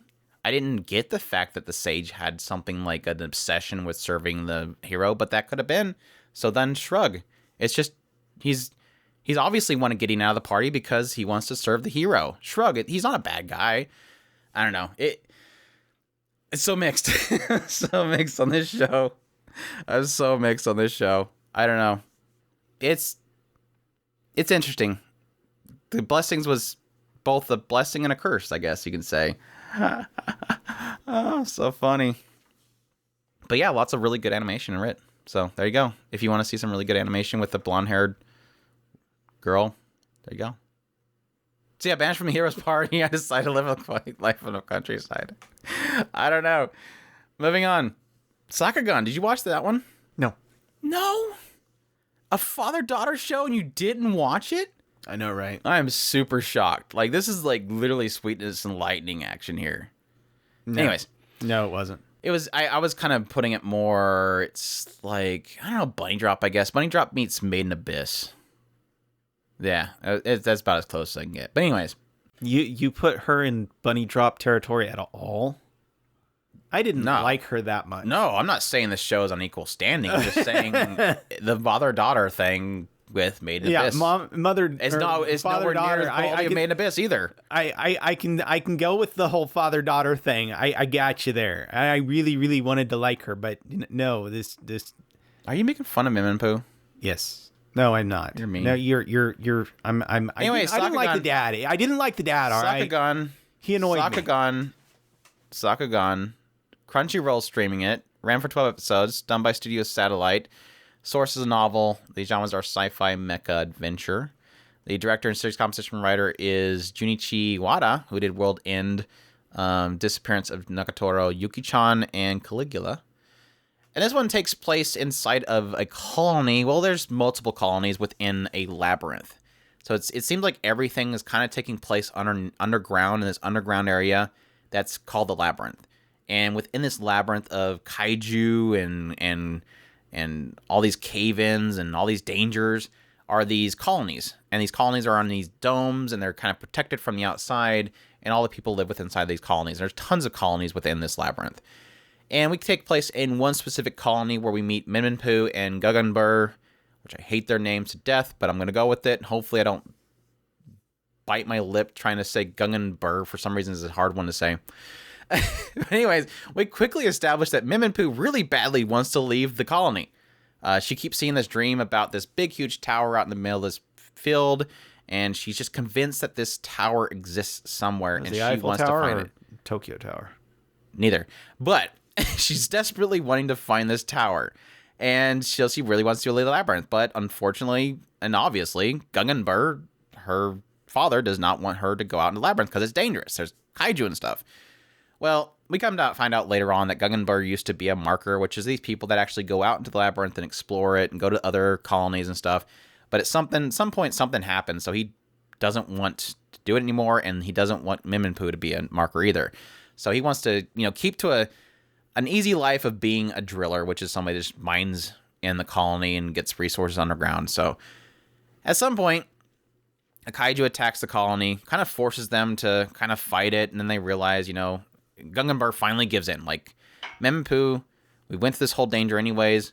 Minminpu is very dedicated on what she wants to do. Let's go. So he just finally decides to let Minminpu have it. But he says, look, you have to take me with you, and I have to go with you. So they go out into the labyrinth, and they're trying to find this location, this tower. And so along the way, they visit other colonies. They find different people. They end up joining them on their journey.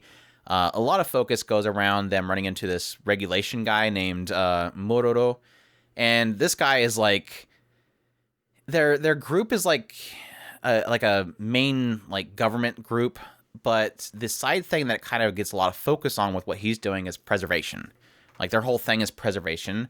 So there's obviously issues happening in the labyrinth. There's obviously cave-ins and a lot of maintenance that's not done in certain locations. So he's like trying to preserve the nature and stuff that's within the labyrinth. And there's a lot of focus on this one area that had luscious forests and stuff within it that's, decaying and stuff. So, my thoughts on this series. I think it started out really good. I really loved Minminpu. I loved Gaganbur. I thought they were really cute together. Really fun little kind of father-daughter thing. Obviously, she thinks she's super smart and she wants to do whatever she wants to do. But obviously, she's too young, and he really wants to protect her, even though he's kind of a jerk about it. He's a father. He's really protective of her. And I thought that was going to be the shtick. Like, okay, let's go out on an adventure, Made in Abyss style, go out into the labyrinth where there's dangers, but here's this fun little two-team. They work together, basically, because they have these big robots in this world, and so the two of them pilot together, and they go out to this labyrinth. Well, that was it. Like, after that first episode, which was a really good opening, that was kind of it. Like, they had some really good animation in the first episode, even though they had CGI kaiju and CGI mecha. Everything else was really well animated. A lot of the emotional points were really strong. There was something that really tragic happens early on. I thought it was really a solid opening for the show. And then it just kind of, that was pretty much, that was it. Like, episode 2, didn't work for me. Episode 3, didn't work for me. And I was really struggling. I got like 3 or 4 episodes in the show, and then I just kind of I dropped it. Like, I wasn't even thinking about it. And then at some point, I decided to go back. Like, I just random, look, this is a father-daughter story. It's got to be fun. It's got to be something in here. So I finally decided the other day I'm going to get caught up. I'm going to go back and see if something comes of the show. And it still took a while. It took a while still. Like, I still had to get through all these episodes. And it seemed like it was trying to do a mix between almost like Kino's Journey thing, where obviously every episode would have them either go to some weird labyrinth area or they would find a colony they would go into. And the colonies would each have their own little kind of governance inside of it. So one place was all about equality, but then you realize it was all about equality for those that actually became part of the working force. And anybody that wasn't smart enough would end up being kind of discarded to the underground. So each kind of area had its own kind of story behind it. There was one that, like, every family has, like, this one job they do, and their children will do that job. They don't have any other choice. Like, if you're a singer, your children will be singers. If you're a carpenter, your children will be carpenter. And nobody has really a choice outside. So, again, they have almost a Kino's Journey-esque kind of thing where each of these locations has kind of its own thing. Again, struggled. It wasn't until I think the big point in which you start to learn really deeply about what this Miru guy is doing and the whole preservation stuff. When that happened, suddenly we had this other terrorist group show up. And that's where it got interesting. Like, from that point, I was hooked.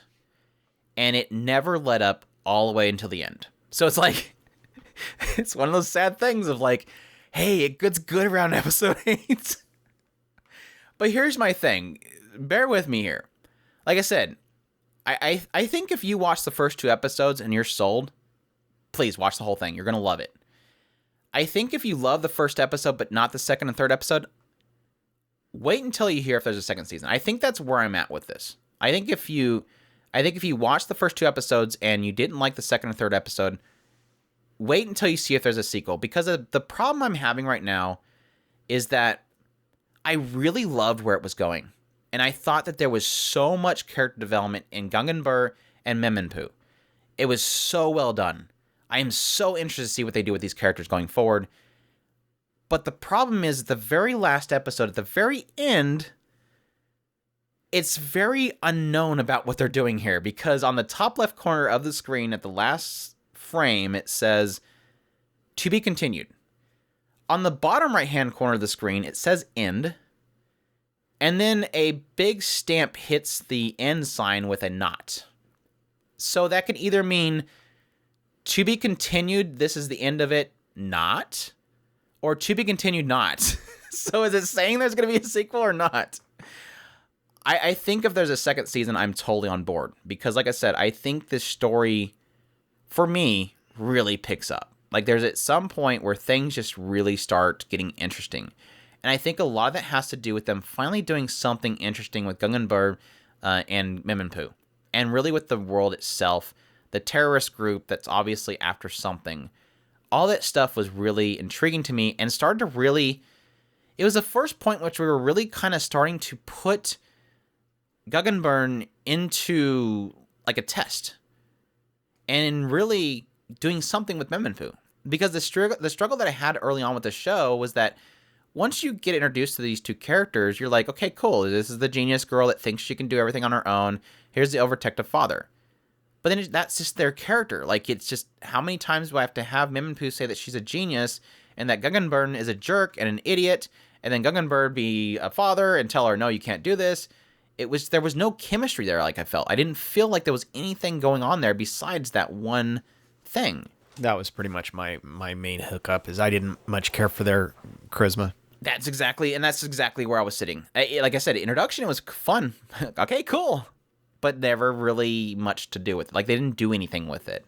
And they didn't really have it do anything. So, that's where I sit. Like I said, if you watch the first episode, you love it. Then you watch the second episode, you love it. Keep watching it. You're going to love it. If you watch the first episode, love it. Second episode and third episode doesn't work, you might want to wait for a second season. But if you're okay with struggling through it, it gets to some good stuff. It's just it takes a while. Again, and it gets good at 8 or something like that. Somewhere in that third quarter, it just picks up. And I'm really excited to see where it goes. Just, it needs a second season. It really does to have me really sell it. It sounds like it's going to get one, the way you were describing that, so. Yeah, it goes 2 ways. I don't know that they would do like okay, it's going to be continued, not. That seems like really bad thing to do, but we'll see. We'll see. I don't know. But yeah, that's Sakugan. It gets good in the third quarter. Moving on, we have Taisho Otome Fairy Tale, or Taisho Otome Otogi Banashi. This one streamed on Funimation, ran for 12 episodes, done by Synergy SP. Sources a manga. The genres are comedy, drama, romance, slice of life. And the script writer was Hiroko Fukuda, who did TZ Master Takagi-san Season 2 and will be doing Season 3. So this one takes place in 1921 during the Taisho era, as the title would lead you to believe. And we follow a guy named Tamahiko Shima, and at some point, unfortunately, he's involved in a car accident alongside his mother, where his mother was unfortunately killed. And that makes matters worse. Tamahiko Shima unfortunately lost control or use of his right hand, which is his dominant hand. And being part of this kind of very prestigious family, the Shima family, his father decides to exile him, send him off to the mountains of Chiba, where he's going to live the rest of his life in pretty much seclusion. He's basically dead to the family because having, lost the control of his right hand, he's basically a cripple, and he doesn't want to be seen by people and, bring down the Shima family name. So, yeah, now being there, being exiled by his family, seen as dead, they even have this emphasis on the fact that his entire family essentially curses him. They wish that he had died rather than his mother. He's basically in a very dark place now that he's, secluded in this mountainside house. And to the point where he's just going to stay there and just whittle away and die. Well, at some point, a knock comes on the door. He goes to check it, and it ends up being this girl named Mizuki, this 14-year-old girl that has apparently been sent to take care of him. And he kind of recalls back when he was talking to his father that his father was considering sending him somebody to basically take care of him, possibly be his wife. And that is Yuzuki. Yuzuki is here to be his bride. And so it kind of, he realizing this, he's like, come in here. He kind of gives his coat to her to warm her up and brings her in, shows her where she can stay. And he pretty much at that point is of the mindset, look, you can just leave because I'm just going to stay here and whittle away and die. I know my father bought you to send you to me, but you don't have to stay here. I'm just going to whittle away. There's no point in my existence, basically. But she really kind of jumps to the whole situation. She really kind of starts taking care of him, feeding him, cleaning up the house, kind of serving him as much as she possibly can, to the point where he starts to realize that, this girl is taking a lot of good care of me, and she's kind of a kind-hearted, natured person. And you slowly see the two of them over time build a relationship together. And I guess the other kind of side of this whole coin is that from the perspective of Yuzuki being bought, basically to sell her parents' debts, she's sold off to the Shima family. She was very uncomfortable with the whole situation. Despite that, she's, doing it because, at that time you don't really have a choice. But even still, she was going to make it her, purpose that to make basically lemonade out of lemonade, or lemonade out of lemons, in the idea that, okay, well, I'm going to go here. I'll do my best, be this person's bride and, take care of him. But it wasn't until she had this insecurity, but the moment that he opens the door and welcomes her in warmly, gives her a coat, she realizes that, this person's going to take care of me. And so she does her best to take care of him. And so you see that kind of the two of them like warming each other up, basically, because she came in, he warmed her. She's going to take care of him, warms him, takes him out of his dark place. He wants to warm her. So the two of them are kind of supporting each other as it goes along. Despite this, despite him having this new positive nature in his household, that doesn't really end there, as over time you start to meet other characters, including his sister, who comes in and basically treats him like he's not even there because obviously nobody lives in this house. Her brother's dead, which kind of pulls him back in that dark nature. At some point, the father really sends a note to say that, he wants to basically declare him as dead because they want the rest of the family to move on. There's so many things from his past keep coming back to haunt him that kind of pulls him back in that darkness. But again, Yuzuki's kind of there to build him back up. So your thoughts on Taisho Otome Fairy Tale? I absolutely love this show. This, going from the beginning to the end, Yuzuki as a kind of a shining light through this entire series.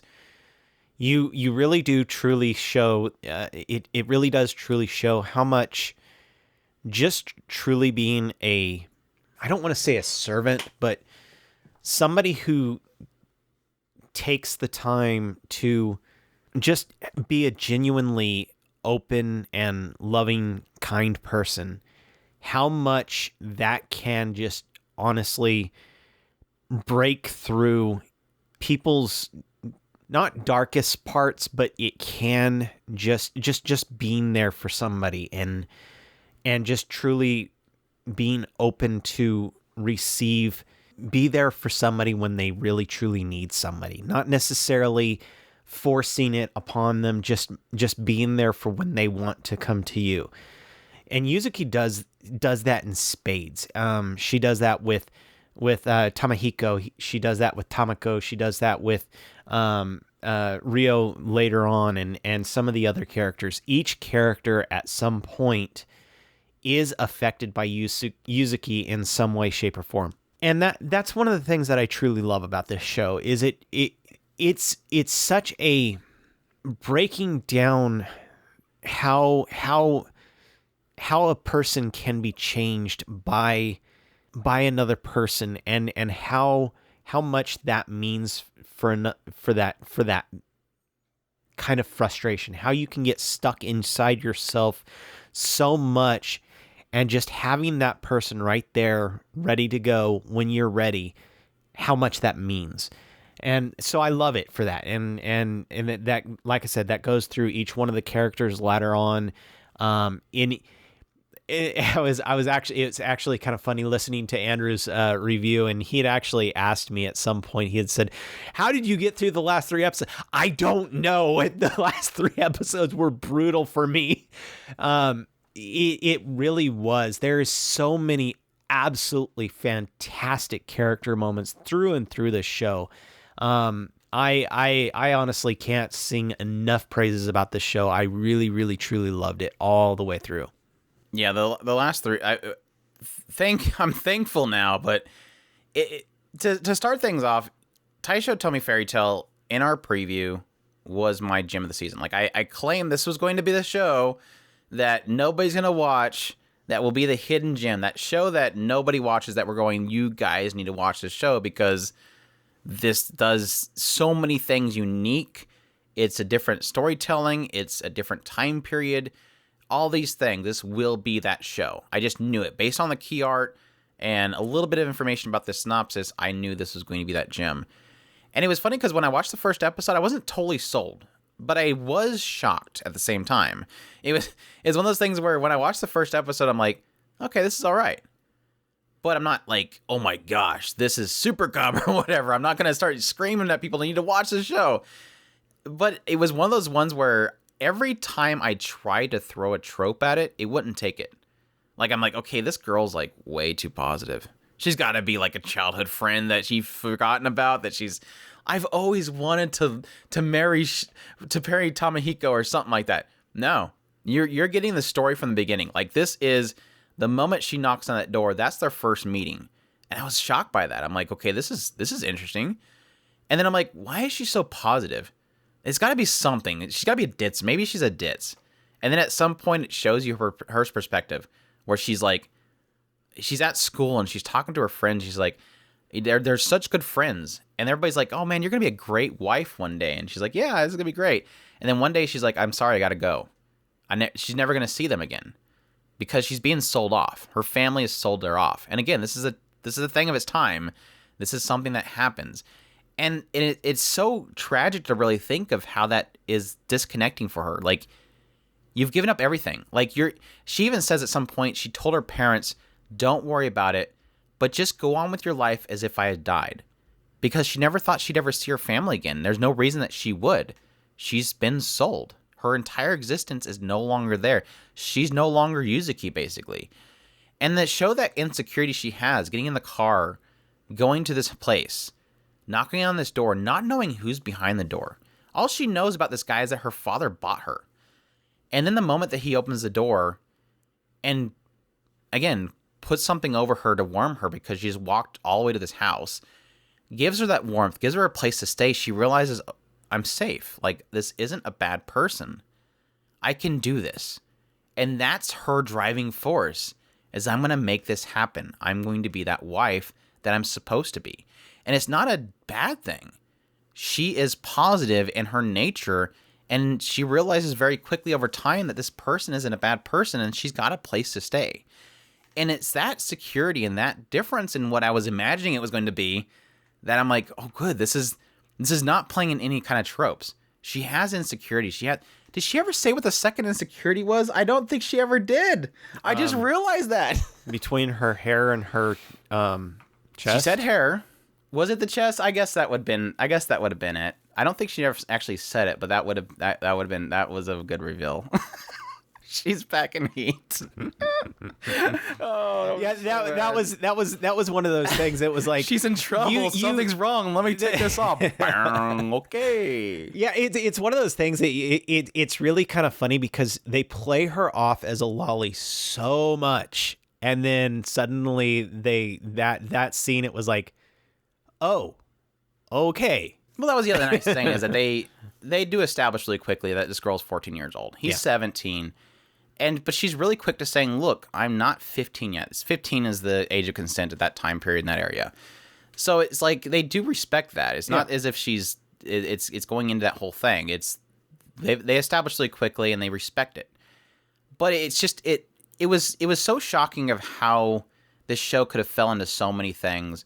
And it could have done so many things that frustrated. There was probably only one point that frustrated me, and they had one point where it was like, just tell her what's going on. Why do we have to do this whole thing? We don't say what's going on. It's gonna blow up in your. Yeah, there it goes. It blows up in your face because you didn't say anything. You could have said something. They only did that once, but other than that, it never really plays off of tropes or anything like that. I mean, the only trope that I would probably say is oh, by the way, the idol gets involved at some point. It just so happens they get to know the idol. Other than that, everything really kind of plays in its own story at its own pace, and it tells such a really fantastic story. This is, again, a relationship building from the ground up, and it was a relationship that was really well told. Couple that with the fact that this is that thing that you say, hey, Andrew, what is the things that you love a lot of is those time period snapshots. Like, this is this time period. That Taisho era, this 1920s era, that is completely unique to me, or at least a unique story kind of time frame to get into. It's not modern times, romance, or anything like that. This is a snapshot of a time period that I was really into. And I think they really pulled off that era. Just the styling of everything, the clothing, everything looked really beautiful and really well done. The difficulties of that time period is obviously there. I mean, we can probably make an argument that probably whatever's wrong with his hand could probably be easily fixed these days, but those days it was debilitating and it was a death sentence. Those days, something like that, if you're part of a big family, the idea of being a cripple or somebody with some sort of disability is just not acceptable. You're dead to the family at that point. And it's so sad as that being a death sentence is just so wrong.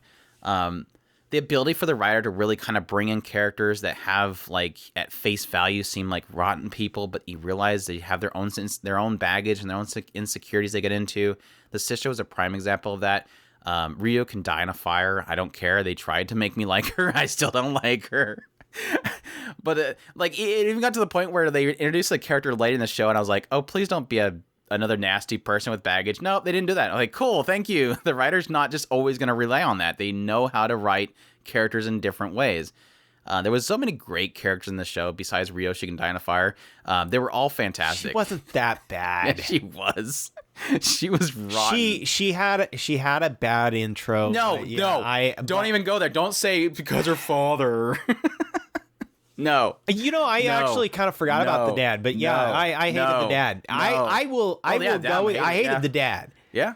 But no, I'm not. The apple doesn't fall far from the tree. This is the frustrating thing because there is a she specific had chances. Scene. There was a specific scene that if Andrew will only point, and he's pointing at this one scene, and I agree. I hated her in that particular scene. Because she had a chance to let up and she never does. That's my frustration. I did. It didn't after I warmed up to her a little bit more afterwards. That's fine. But that scene was heartbreaking. This is like I said earlier, there's some fantastic character moments, and hers is one of the strongest outside of the latter 3 episodes, which was a lot of massive character moments. But this this particular scene was probably one of the strongest character moments, especially between Tamahiko and Yuzuki. it all revolves around one particular object, and she was the kind of the catalyst antagonist for that moment. And I will agree, I did not have a lot of love for Rio at that moment. But yeah, latter moments, I kind of more chilled out on her and eventually warmed up to her. But yeah, so when it comes down to it, to me, she wasn't that bad. Too bad. I hated her at that moment. Yeah, we're gonna agree to disagree with that one. I hate saying that statement, but we'll agree to disagree with that one. No. I only accept her Every because character wants deserves to. redemption. No. I was waiting Except for the for father. Daddy. I was waiting for the father. I was really waiting. You know that when they continue this show, that's going to happen. They're going to try to redeem the daddy, and that's the whole thing. Is like, that's the perspective I got early on with the show. Like the moment that they really did something with the sister, I'm like, I actually thought this in the first episode. From the first episode, I thought to myself, with all the perspective of everybody looking at him with such detested him. They wanted him dead. I was like, I just know every single one. There's going to be a story behind this. It's going to be all in his head. That's what my perspective was, that it was going to be in his head, that he thinks they're saying that. And I am really waiting for that moment that they really get into that, because obviously his father hasn't really deemed him like. He sent his son off, which is really terrible. He has sent a letter to Tamahiko saying, we're going to deem you as dead because the rest of the family wants to move on. And he wants to marry off some of the children, and they can't have him be alive because they're going to have weddings, and then people are going to expect him to bring his son to the wedding. Otherwise, it would be disrespectful. So the idea is that he has to deem his son as dead so that there's no expectations for people in the now to expect that he brings his son into the picture. So it makes sense. And I think that's where it's going to get into that stuff, is the idea that he could have basically had his child killed, honestly. He could have just sent him off to the gallows. He could have sent him off to Chiba and not support him there. But he's still supporting him because his mindset is that a Shima family has to always support their children. And so he's still going to financially support his child, despite the fact that he's deeming him dead. So he is taking care of him. He's just trying for the best for that, and that's what it's going to turn into.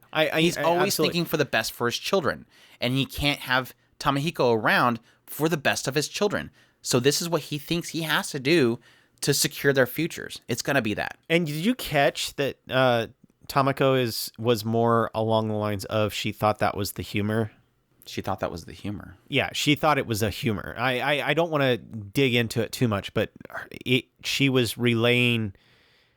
She was trying to lay into dark humor with him. She was laughing about the fact that they were all crying at his funeral. Right. She was trying to poke into the dark humor. She didn't realize it was affecting him. And it wasn't that she hated him. It was just that she was trying to relate to him with the dark humor. Yeah, she's dealt with crap too. Like yeah. The family, the Shima family name as another thing for the synopsis of the story. The Shima family name is not good. Everybody really does see them as bad people, and it's probably partially to do with people being jealous of the money they have, but the fact that the Shima family controls a lot of things with money and power, that people don't look at them fondly. No. So when Tamahiko comes in town, nobody likes him. Like, oh, that's the guy that bought his wife. That they really look down on him. Even to the point where when he's trying to help, they don't want him to get involved. It's rough what he's going through, and it goes to your point that I think a huge part of the story is about this idea of sometimes when somebody's in their darkest place, all they need is somebody that just took care. Somebody just needs to be there and comfort. That's all they need to do. They don't even have to, say, I understand your woes. They don't have to, prod and pick on trying to figure out what's wrong with you so they can fix it. Just be there. And that was what Yuzuki was just being there. It's all he needed. Somebody to give him a reason. He just needed a reason. And I like how that eventually becomes a key pivotal point of his story, and technically the romance, is that realization that I need to take care of this person. I need to stop having her do everything and essentially using her. Not like he's saying, Yuzuki, go clean this. Is that the idea that he's not being the other side of it. He's not being the reciprocating. No, it's not. when she's lifting up this side of the board, you need to lift up the other side to make it balance. You can't just let her support everything. You have to pick up the other pillar so that you guys can hold the thing up together. And he's not doing that part. He's just allowing her to pick it up until the board falls off, essentially. It's not so much about reciprocation, because it's not necessarily that he needs to accept it. It's just you need to don't allow her to do everything, essentially. You need to do your part and support her as well. And he eventually gets to that point. And I think that's that's how good the romance is in the show, is that it's not forced. It's not like she's like super lovey-dovey to him until he eventually realizes, oh my gosh, she actually likes me. I guess I do like her. It's not that he's like, holy crap, now I have this hot girl here, and now I realize that she's got, ballistics too. I really like this girl. Oh my gosh, doki doki. That's true. It's really a slowly blossoming. I don't want to say a codependence thing. It's a naturally occurring thing through just, again, that cross warmth. One side warms the other one warms them, and they just keep warming each other until they realize that, I guess, codependency. there's a mutual thing there, and I love that, and it's so much more than I really was anticipating early on. And I really do like that. Again, couple that in with the time period, how well they executed that. It looked good. It wasn't like they're going for something crazy here, but it looked visually pleasing. They had a lot of cool artistic choices here, and in the end, it was, yes, again, like Chris brought up, gets really heavy later on, and it's a sign of great writing and great characters when you get so invested. I literally tweeted after I finished the last episode, like, I waited until the last episode because I didn't want to say anything while I was getting into it, and then somebody spoiled something. I was like, I feel so bad for anybody that was watching this on a weekly basis, because I think from like late episode 9, I think, or something like that, it doesn't let up. It feels so heavy with what they're getting into, and I'm like, I don't know where this is going, and I'm really upset. And I need the next episode. And I binged it. Like, I went all the way, like, I was starting late at night, and I just kept watching until it was over, because I'm like, I cannot not finish this now. It's so good. It was such a good show. Great characters, great drama. Like I said, it's not melodramatic, which I don't like melodramatic stuff. It's just got a nice, solid balance of drama. Just so many good points in this show. So it's an anime of the year contender for me. That's for sure. Yeah. This is, besides Mr. Tensei, I think this is probably the best show of the season. I think it beat Muroko-chan, which I didn't think anything would beat Muroko-chan. 86. No, I don't know. That's going to be a tough one. This is going to be a tough season to do, because of it's going to that conundrum again of what they're doing different things. It's going to be tough. It's going to be real tough. It's going to be blood. It's going to be a blood sport for the Deliberations podcast. It's good. I highly recommend it. I'm so happy it turned out as good as it did. But yeah, Taisho Otome Fairy Tail. Selection Project. So next one, Funimation streamed it, ran for 13 episodes, done by Studio Dogo Kobo. The source was a multimedia project. The genres are music, slice of life, and the director was Daisuke Hiramaki, who did Wataten, Asteroid, and Love. A lot of titles for PA works as well. The character designs was done by Kana Hirayama, who did Rent a Girlfriend's character designs, so definitely familiar there. But yeah, this one opens up with a girl named Suzune. And Suzune, early on, it's kind of established that she's been in hospital for a lot of her childhood. She has some sort of issue. And it isn't until at some point she gets a surgery, and then she's able to recover. The entire time, she was kind of helped getting through that kind of tough period of her life, because she was always watching an idol named Akari. And Akari was this girl that was the first-time winner of a idol show called Selection Project, as the title would lead you to believe. But unfortunately, at some point, Akari passed away. But then jump forward, Suzune has recovered fully. She had a really good surgery. She was able to recover, and now she's able to kind of move around again. She's regained her health, and she quickly wants to go and do the dream that she's always had. She's always watched Akari, this idol. She loved her music, and she always dreamed that one day she'd be healthy enough that she can become an idol and follow in the footsteps of Akari. So now she's going to obviously try out for the Selection Project. So she goes into the district tryouts for the selection project and fails miserably. She unfortunately has a kind of a relapse of her weakness and fails. But then, due to circumstances, she ends up being selected anyways, and she gets brought into the selection project, along with 8 other girls. And what the selection project really does is they bring all these girls into this one place, and they each compete against each other for what they call yells, which are technically likes. So they'll live stream it, and then they'll perform, and then everybody will give yells. Each individual person can vote once, and the girls kind of accumulate those yells, and they can either, pass that particular round or fail. Well, they start doing this whole thing. They live together in this one place. They live stream a lot of little segments of them talking, and eventually they'll have a competition where they compete for yells, and then if they get them or not, they lose or not. And this kind of continues on.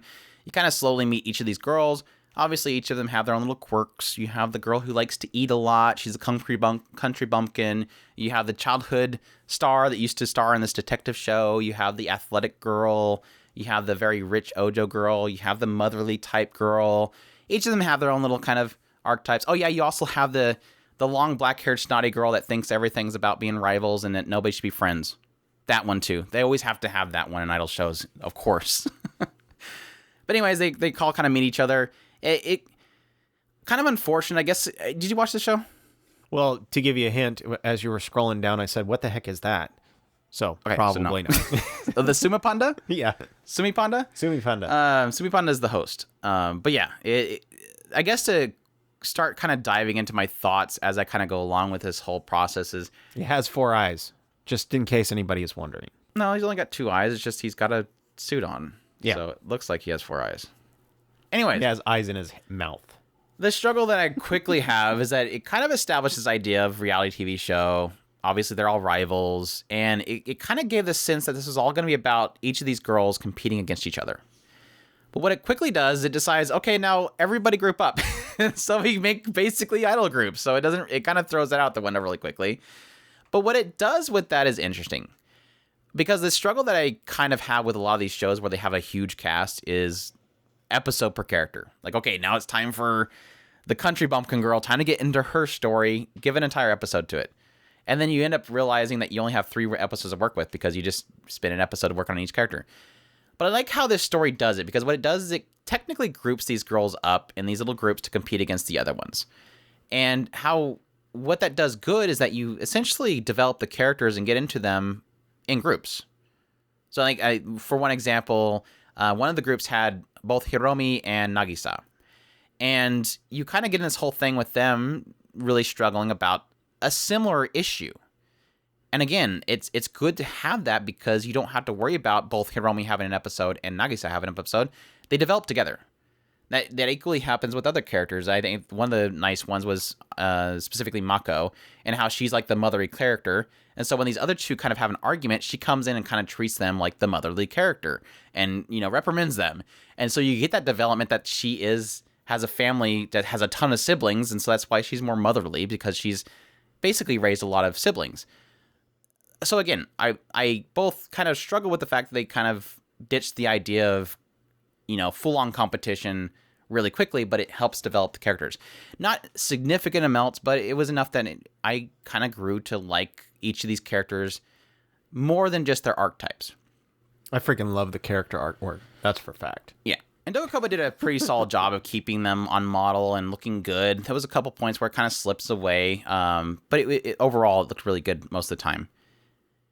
So that's where we get into my next struggle, is despite the fact that it really kind of hitting on this idea of these, they're going to do a competition, and this competition, usually half the show gets lost because it's a really hard part of the competition. It's like nobody gets kicked out. And at some point you're realizing, is anybody going to actually get voted out of this show? It feels like it kind of sets up all this stuff, but then it keeps throwing them out the window and becoming a typical idol show. And that was my big struggle about halfway through the show. And then the big issue comes along. Yes, the big controversy that Selection Project faced. Did you hear about this? Only what you were frustrated with it about. Oh, okay. I don't know if that's it or not. But Yes, the fact that this has a core story in it that's very, very similar to another show that was early this year or early 2021. Everything that you've described has made it sound like that. So yeah, I'm gonna Idoli Pride. It had a core story element that was very, very similar to Idoli Pride. Now, I admit it was kind of a not a struggle, but it was a little bit of like a sigh, like, oh crap, we're actually going to do this. It's so much similar to Idoli Pride. But thankfully, no, there was a whole bunch in what you've just described from the because Idoli Pride had had the whole system that was the whole reason why he brought the entire group together, because he wanted to, was it a Venus the Venus Project or something like that? Yeah, it was an AI system. Yeah, that and that sounds like the almost to a T, not exactly, because the yells are people voting for it, but basically you're using a system to get a... Well, every idol show has people being voted on to be the winners of... I mean, that's School Idol Project. I mean, in a way, my School Idol Project is literally that. So my point is that a lot of, if you had just changed a couple of words out, you almost would have had exactly Idoli Pride to a T. And you were almost describing the exact same thing.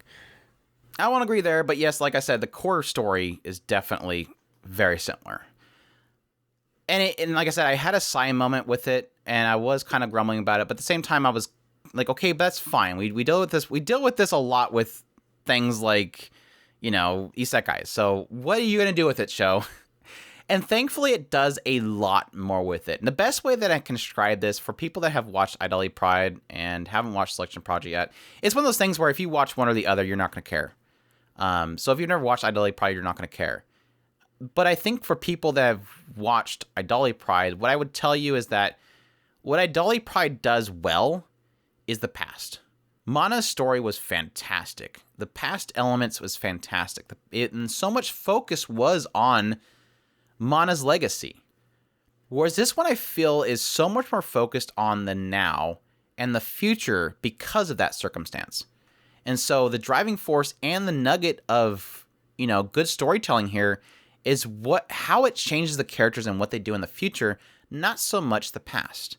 And that's where I'll kind of leave it. And I really love what they end up doing with that. I think the developments that happen, and specifically the two characters involved in that core element, was really well done. And it felt a lot less... obviously, Idoli Pride had a ghost in it. This felt like it made more logical sense. It's more grounded in reality, and it makes sense for how it unfolds. And I do like how it unfolded that. And like I said, I really loved the character developments that happen in the characters based on that core story. But not just that, but that's literally the halfway through the show. There's so much more stuff that it gets into beyond that. It's not just that being the punchline. And the stuff that it actually gets into in the later half of the show actually surprised me. I really wasn't expecting the story to go in the direction that it did, and it gave so much more credit. It allowed me to give a lot more credit to the characters themselves. It's one of those things where, again, they did establish most of these characters through their groups and the struggles they each individually face that develop them. But what it does is the later parts of it really kind of strips them of a lot of their opportunities. It allows them to start from the ground up. And I think that made them grow so much more than it just being about the selection project, I guess. And I really loved where they end up going with the characters. It had so many great emotional points in the later part. It felt like a true underdog story in the end, and I really did love that. And so again, I'm going back to Sakugan, where it's like I don't think the earlier segments were all that great, and I did struggle with that core story being very similar to Idoli Pride. But in the end, the story did some really good stuff, and it kind of cemented itself as one of my favorite idol shows in the end, despite it having a very rough first half. It's like the first half is only rough because I was expecting something that was sold to me, and it did nothing with it. The whole reality TV show did nothing with it. The whole rivalries between all of them, in competition. It didn't do nothing with it. It was all. It felt like everything in the first half were just fake threats. Really, is what it is. So much of the development, and so much of the characters was so much in the second half. So it took a while, but it definitely turned around for me. This is again similar to Sakugan, where I'm really happy that I went back to watch it, just because it did actually end up doing something solid in the end. So if any of that's coherent to anybody, I hope I explained it well enough. Check out Selection Project, but yeah, there you go. Oh yeah, by the way, I almost forgot. The music is phenomenal. I love the music. Like, Rina and Suzune's song is so good. Like, it is such a good song. I've listened to it so many times. It's something like Butterfly By or something like that. It's BB. It's such a good song. The ED song, which is the main song that Akari wrote, which is Only One Yell. Such a good song. It's so catchy. It's such an earworm. I love it to death.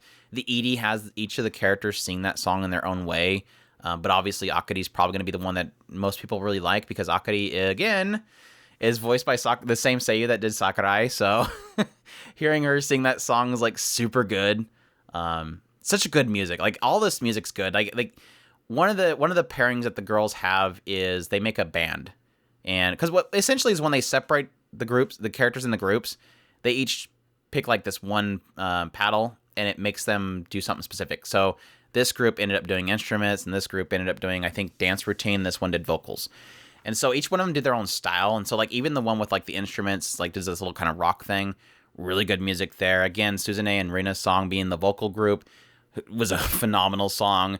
And even with the other group with the dance routine was a great song as well. They just good music overall. I don't think there was really any music that I didn't enjoy. The CGI they used for the dance routines, it's unfortunate. It seems to be a common thing. It has the same... I'm in the same boat as something like Idol Pride, where it's like, it's fine, it works, it's pretty well polished, but at the same time, in certain lighting, it's kind of more obvious. But even still, just the stage performance themselves look really good, despite them being CGI. Like, just the effects, the camera work and everything with the song itself just worked out well. So, great music, great performances. I'm so glad I forgot. I almost forgot to mention that. The Way of the Househusband. This one should probably be decently quick. It's only 5 short episodes for part 2. But yeah, Goku Shufu Do, which streamed on Netflix, ran for 5 episodes. Done by JC Staff. Comedy, romance, slice of life. For those who don't know, it essentially follows Kendra Suda. It essentially follows Kendra Suda. No, it follows a guy named Tatsu, and Tatsu is like this guy that used to be a part of the Yakuza, and he was known as like the immortal Tatsu, or the dragon, and he was just like this very well-known evil criminal guy, and at some point, he decides to quit his life as being part of this gang and marry this girl named Miku. And so the two of them are living together. She works, and he is a house husband, obviously, like the title leads you to believe. So it's kind of the whole shtick, and the joke of this whole thing is just having this guy that's very scary looking. He looks like a rough Yakuza guy, but he's trying to be a good husband. And so often the jokes are kind of based around the idea of people kind of misinterpreting him as being malicious, but he's not really being malicious. He's just trying to be, again, a good husband. Learns how to cook really well, take care of things, and it's just doing the same stuff that kind of got with the first part of the Way of the Househusband. It's still really, really funny. Kendra Suda voices the main character. Literally, they created a dialect that Kendra Suda does for this character. He is this character. Enough that he does a live action version of The Way of the Househusband, and he acts as a character. He is the embodiment of this character, and he really carries the show because it never changed. I guess that's really my review. Nothing has changed from the first part to the second part. JC Staff, I don't know what the hell is in your mind. It doesn't look good. Visually does not look good. It is literally sliding stills. There's no effort whatsoever put into the animation of the show. Kendra Suda literally carries this show with his voicing and how he basically plays the voicing role for this character. Had some really funny moments in this one. I really love him taking care of this one dog for this people, and him going out in the streets and having like this almost like these two gangs are going to clash, but then they didn't just basically doting over the dogs. That kind of stuff is always fun. The guy that's his neighbor that's nearly burnt down the apartments, he wants to barbecue because he's a foreigner, so they basically fight against the cops to barbecue something because they're not allowed to. They did a lot more with Miku than they in this season this part than they did with the first part, and that was kind of nice. They didn't really get too much Miku in the first season. She was always working. But in the second part, they play a lot off on her and her obsession with the Polycure? I think it was Polycure. This magical girl that she kind of geeks out about, and she has like this whole dream sequence where she's a magical girl and reprimands some guy for not allowing her to do her transformation properly. It's a lot of fun. And that's always kind of my struggle with the series, and it was my struggle with the first part, my struggle with the second part. I absolutely love the concept of the show. I love Kenjiro Tsuda. Kenjiro Tsuda, again, embodies this character. And it just sucks that it's so poorly adapted. I joke with the first part. It literally feels like somebody just scanned the manga panels into a computer, colored them in, and then slid them across the screen using PowerPoint. It's that bad and that kind of offensive. So it sucks. I hope one day they go back and just readapt this whole thing with a different studio that wanted to give it care. I understand there's probably... I want to say that I read somewhere where somebody said that this was how they wanted it adapted. I don't understand why anybody would be okay with that. If anything, if somebody involved with this said that this is how they wanted it adapted, they're probably saying that because in Japan you don't burn bridges, and if they didn't like it, they would have said they liked it. So it sucks. But anyways, it's short. It's not a big investment. And like I said, I really love Kenjiro Tsuda, and it's so funny just hearing him voice that character. He's so good at it. But yeah. Way of the Househusband Part 2. Check that out if that's interesting to you. Irina, the Vampire Cosmonaut, or Suki to Laika to Nosferatu, or loosely translated as Moon, Laika, and the Bloodsucking Princess. Streaming on Funimation, ran for 12 episodes. The studio is Arvo Animation. The source is a light novel, and the genres are vampire and space. And this one takes place in an alternative history. 1945 is when it starts. This is following the First World War. And again, like I said, it's an alternate history. I mean, obviously, because of the fact that there's vampires in it. Unless you think there's vampires in this world, which, good on you. But anyways, following World War I, essentially the world is divided into two superpowers. One to the west and one to the east. And the interesting thing about this is being an alternate history, things play out slightly different in the idea that in this alternate history, after essentially the two sides, the two superpowers have pretty much, laid claim to all land they want to lay claim to or they can lay claim to, they decide to go to space. And so this turns into the space race. And so the East and the West are racing to go to space. And again, interestingly enough, with this world, the East is doing an incredible job and the West is failing miserably.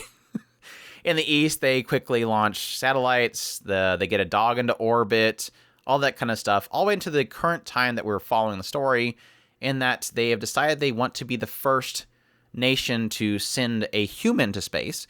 And how they're going to do that is that they want to test it out first by using something similar to a human, which is a vampire. Even though in this world, everybody kind of sees vampires as being like a lesser being. They're lesser than human. They're equal to dogs, basically. They feel that they're close enough to humans that they can send them into space in order to test humans, because hypocrisy. So they decide to basically capture this vampire named Irina, bring her to this base, and have this... he was going to get kicked out of the Space Academy, Lev Leps, to essentially train her to become a cosmonaut. We find out that Lev Leps, he was one of the candidates to becoming the first pilot to space, but unfortunately he decided to step in when a commander was beating the crap out of somebody, and he got himself in trouble. So he's about to be kicked out, but they decided, since he's knowledgeable about cosmonaut, being a pilot, we'll put him in position to take care of this vampire, to train her. So it's interesting enough because this society, like I said before, sees vampires as lesser than humans, but Lev he's different in the idea that he doesn't really see that. So when he meets Irina, he's like, oh no, hey, what's your name? And she's kind of shocked because most humans treat them like dirt. I mean, on a regular basis, it seems like people go out and just massacre all vampires. I mean, burning down entire villages of vampires. Irina's parents were burned alive in front of her by just some random military group coming in and purging them. So she takes a bit to kind of allow his positive nature to kind of rub off on her, but the two of them over time kind of work together, like I said, training her to be a cosmonaut to eventually send her off to, again, pave the way for the first human to go to space. You quickly get an idea, too, that's obviously similar to most nations like this. Propaganda exists, so they quickly establish the idea that, oh yeah, by the way, that first dog that went to space, it didn't make it back. Propaganda happened, so they wanted the world to know that this dog went to space and came back alive, but no, he fried up there. He's no longer with us. But again, society does not know that because propaganda. They want the world to know that they're succeeding. So there is a fear there, and the idea that, obviously Irina being sent to space, they don't want nobody to know that because they don't want a vampire to be the first person to space. So there's a big question mark is the idea of, well, what will happen to Irina when she gets back? Are they just going to, kill her and cut her open and figure out what happened to her when she was up in space? A lot of question marks as to her safety. Even if she survives based on his training, will she survive when she gets back? And there's a lot of question marks there. So your thoughts? Oh, thank God. I thought you were going to say I didn't get it. I was gonna kick you when the dog's in the way. I really, for the most part, I very much enjoyed myself watching the show. There's a lot of great character moments in the show. Irina and her eating style and her growth as a character through the story, going from pretty much cold and indifferent, goal orientated to get to her goal, which was to be the first one in space. To get to the moon before mankind tarnishes it. Let's be clear. That being her goal that she wanted to get to at some point, that drove her through a lot of the quote-unquote garbage that a lot of humans were putting her through. Lev, his growth was kind of hit and miss because it was very subtle through a lot of it, mostly because he came into the story at a certain point and nothing outside of caring for Irina really gave him much of a purpose. So to get through a lot of this, it really was hinged on how much you like Irina. Lev, at some point in the latter episodes, you start to see where the conflicts surrounding Irina start to cause more problems, and then he starts to find his place in both protecting Irina and at the same time try and find his way into what he wanted to do in his goals. And so it does have a lot of interesting interplays in each one of the characters as the story progresses. So when it all comes down, after I've finished the entire thing, I did walk away very much enjoying what I watched with this show. So yeah, I can definitely suggest it. There's a lot of really great character moments. So yeah, definitely liked it. I think a lot of people that are like super history buffs are probably going to love this because it obviously does have a lot of, again, alternative history, but a lot of reference to actual real life events and groups and stuff like that. You can obviously draw comparisons to a lot of these groups. And it is kind of funny to see this kind of different take on, again, technically adding vampires in the mix, but this different layout of how history plays out and how each side really does go into the space race as it went along. I'm not a huge history buff, but at the same time, I did find some, things here and there that I did kind of find intriguing. I mean, for one example, the area that they're in, which is the Laika base, is technically a reference to an actual space dog. That kind of stuff is really cool to realize. So I think if you're a history buff, you're going to probably find a lot of enjoyment out of that. Outside of that, my joke is that I came for the vampire waifu and I stayed for the really solid drama and romance that it actually has in it. In a lot of the earlier parts are kind of, yes, I kind of agree with Chris on the idea that Lev he feels like too good of a person, kind of to a fault or to unbelievable factors. But at the same time, he's a good-natured person that you do kind of support. And you do like him being existent in the situation because everybody treats Irina like garbage. And so having him there is really solid, despite the fact that he, in a lot of cases, lacks the power to be able to protect her. But I think that's really where a lot of my enjoyment later on in the series comes from, is that establishment at some point that there's so much unknown for the future of these two that it sucks. Like you feel the powerlessness that the characters have as it goes along. I mean, one of the key points that really got me was that realization at some point that no matter what he does to prepare her, she's still dead. And that realization of that factor sucks. Like, okay, so you taught her how to parachute properly, so that when she comes back into the atmosphere and she, ejects from her capsule, she's going to be safe and she's going to land on the ground. But what does it matter? I mean, there's a possibility they'll walk up to her and shoot her dead on the spot. There's a factor that if she goes too far out of the border of the lands into enemy territory, they will detonate the TNT inside there because they don't want anybody to know that they sent a vampire to space. The propaganda is fearful, and they get into that kind of stuff. They get into the parties that basically keep everybody in check and keep people to the positivity of the nation itself. The propaganda, again, is there, and I think that how they set that stuff up is, it's hit and miss, but at the same time, it's enough that I really did establish at some point, I don't know where this story could go. I don't know if it's going to get dark. I don't know if there is a future for these characters, and your heart kind of breaks because you realize at some point, you kind of start to like these characters, and you want to see them happy. You want to see Irina happy. You want to see Lev take care of Irina, but at the same time, you realize the powerlessness that's there. And that's really where it gets me to, I think, the how well this story executes its end.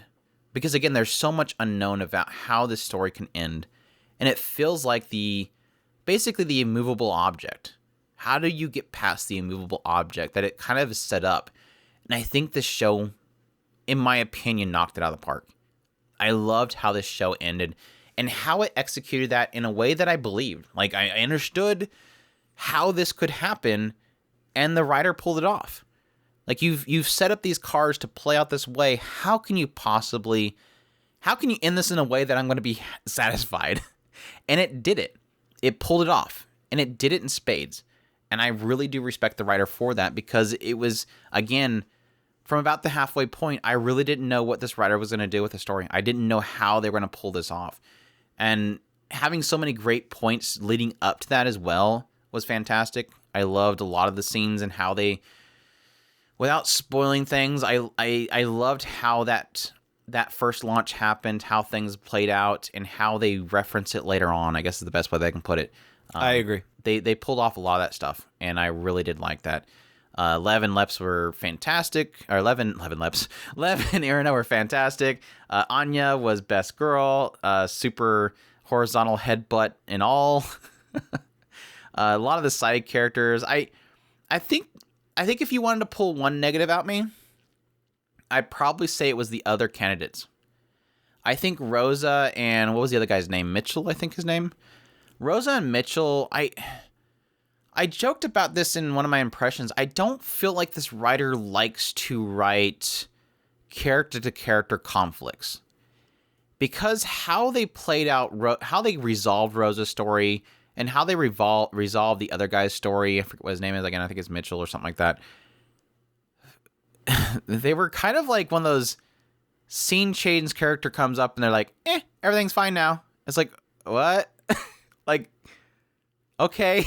Like the resolutions in their stories were like, okay, we got to that conclusion. Sure, whatever, move on. I don't know. I just felt like both of those characters were so weakly concluded.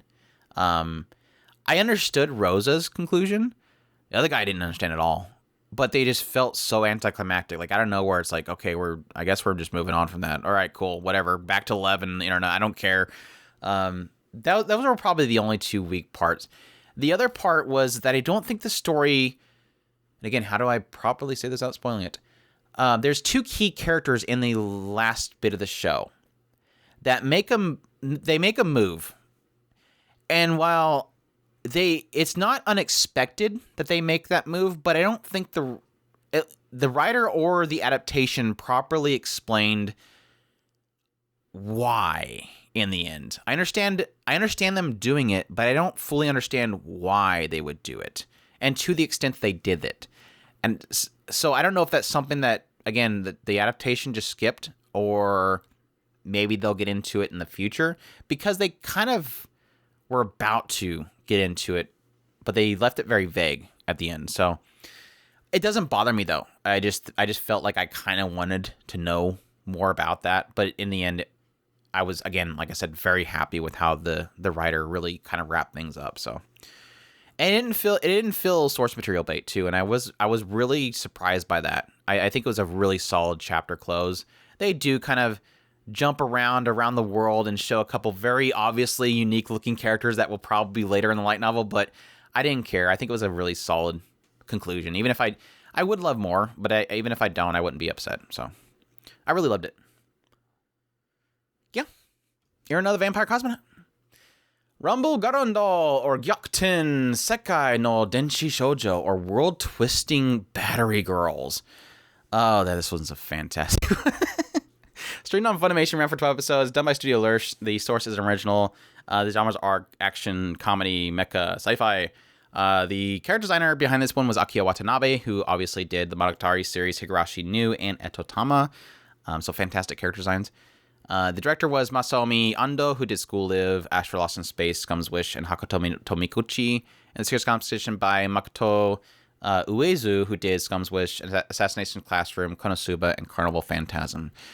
And this one essentially takes place in Japan, kind of a different Japan. The idea that essentially in the past, at some point, a rift opened up to a parallel world, which was kind of a world similar to our world, I guess.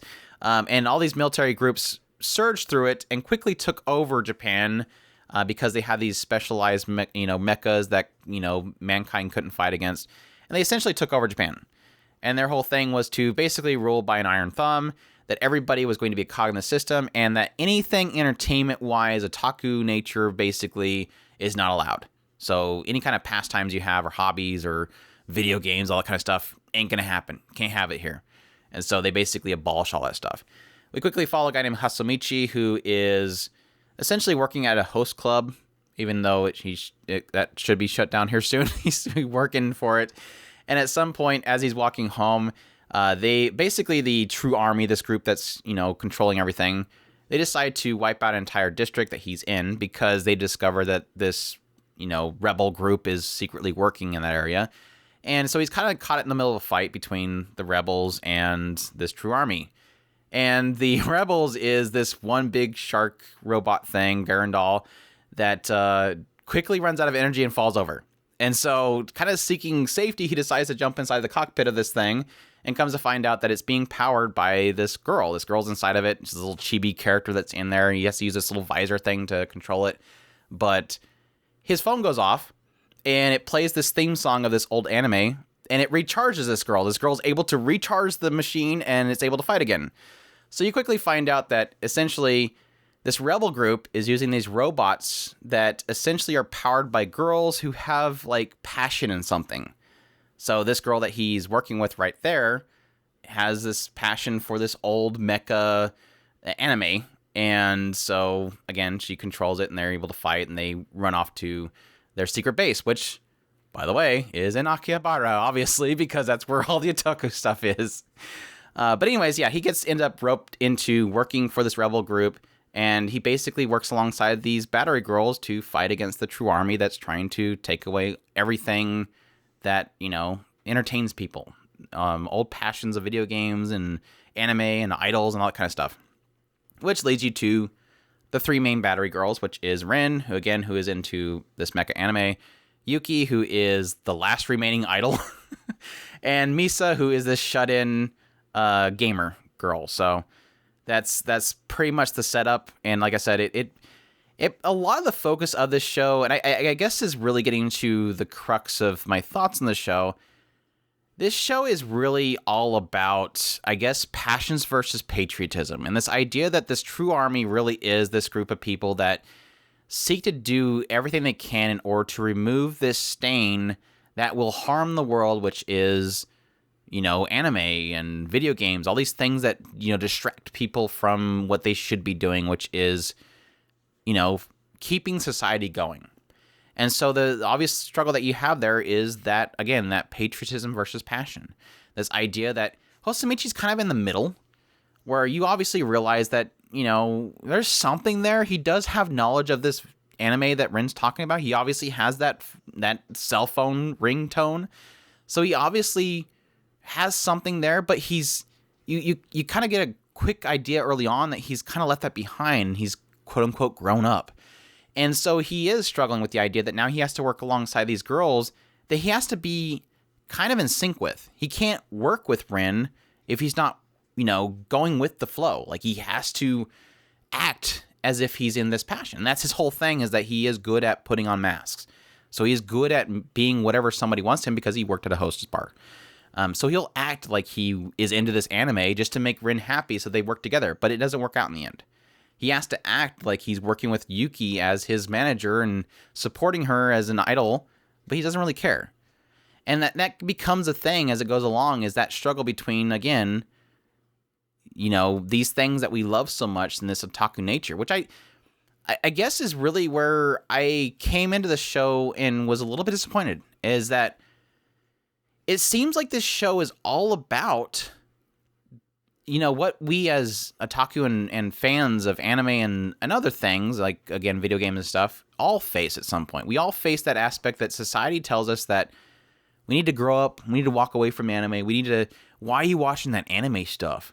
Why are you playing video games? That scrutiny that we all face in the idea that society wants us to give up these things and be a cog. They want us to grow up and just be a bored adult. And there is still that feeling of that past, that thing that we leave behind that we want to go do because we enjoyed it, because it got us through our bad times, because we enjoy it. And I think it seemed like this show was about that. But while it is about that, is not like it does anything with it. It's not as if it does anything really. It doesn't really do much with it interesting or creative besides just say that it's about that. And that's really where I struggle. I kept with the show, and I love the show early on because I really love the character designs. Again, Akio Watanabe makes really good looking characters. And I love these characters. I think they're all fun. I love Rin. She's just a goofball, and she loves this old anime, and she's just fun and lovable. Yuki is technically the idol that, is on stage and wants everybody to love her, and then she gets off the stage and says, oh gosh, all right, get back to work and go get me a drink or something like that. She's got that little nasty side a little bit on the side. Misa, again, is more shut-in character, but super hacker girl, and just wants everybody to leave her alone so she can be huddled up in a room alone kind of thing, the neat aspect. They're fun, lovable characters, but it's not much feeling like it doesn't feel like it does much with the writing outside of that. Like, you have a good setup, you have a good concept, but the writing just isn't there to make it fun and interesting in some weird way. It just really feels like it's an empty shell with a really solid concept there that doesn't really do much with it. So that's kind of where I sit in the end, is I think it's a solid show if you just want to get into something that has that fight of, again, passion versus patriotism, and that concept of the cog versus your entertainment, that kind of thing is there. The old relics of the past of entertainment and otaku nature is there. They have like this whole segment where they're trying to essentially go into the underground area where you have like the deepest, darkest areas of otaku that they just kind of get into, which is a lot of fun. They call them basically relics, even though they're just stuff that we enjoy on a daily basis. Like, figure is a relic, basically. And that stuff was fun, but I just don't feel like the writing was really there. Like, the character writing, the storytelling itself just wasn't really there. And it was kind of, like I said, very unfortunate, because I think it had all the makings to be a really incredible, fun fan service to all that love anything otaku. And again, just didn't pull it off. So, plus the later parts was really rough. Really rough later on. I was joking about the fact that they have this one segment where the battery girls basically reside in these capsules, and the capsules attach to the back of this robot, and the robot will change into something based on the girl. So they'll have, like, Ren again is into this one mecha anime, so it turns into this Sharka mecha thing. And then they have like, the Yuki, it turns into more of like an idle bunny girl. And Misa turns into this cat girl, and it for some reason has an attachment that is basically a kotatsu that just attaches to her back. But anyways, at some point, he's trying to go get the capsule because it's over here. And so it has this whole scene where he's being attacked by this one lady, and then suddenly out of nowhere, this truck comes flying off this cliff. Apparently, it hit the lady off of him because we don't see that. And then it shows him with the capsule on his back, and it's just a still frame. It's not even moving. And then it goes, you got to go get the capsule. And then suddenly it shows him running without the capsule on his back, and then he picks up the capsule and attaches it. It's like, what are you... Oh my gosh, the animation just took a nosedive later on. So that was unfortunate too, but... Like I said, in the end, potential didn't live up to it, unfortunately, but if any of that sounds interesting to you, definitely check out Rumble Garanndoll. Kaginado is the next one. This one's streamed on Crunchyroll, Funimation, and High Dive. Ran for 12 episodes. They have a second season already announced for April of 2022, which is fantastic. Studio is Leiden Films Kyoto Studios.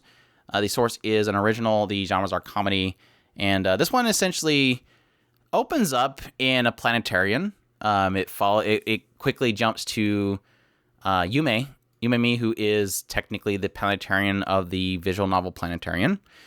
As you quickly find out, this is a mashup of all key studios' properties. So you have Clannad, Air TV, Little Busters, Rewrite, all kind of coming to one, and Canon, all coming into one world. And so it's kind of, demonstrated by the idea of this planetarian and showing all these worlds kind of coming together. And so anybody that has known this Key Studios is a studio that does visual novels, and a lot of their visual novels have been adapted into animes, and so we're from a perspective of people that have watched the anime adaptation. And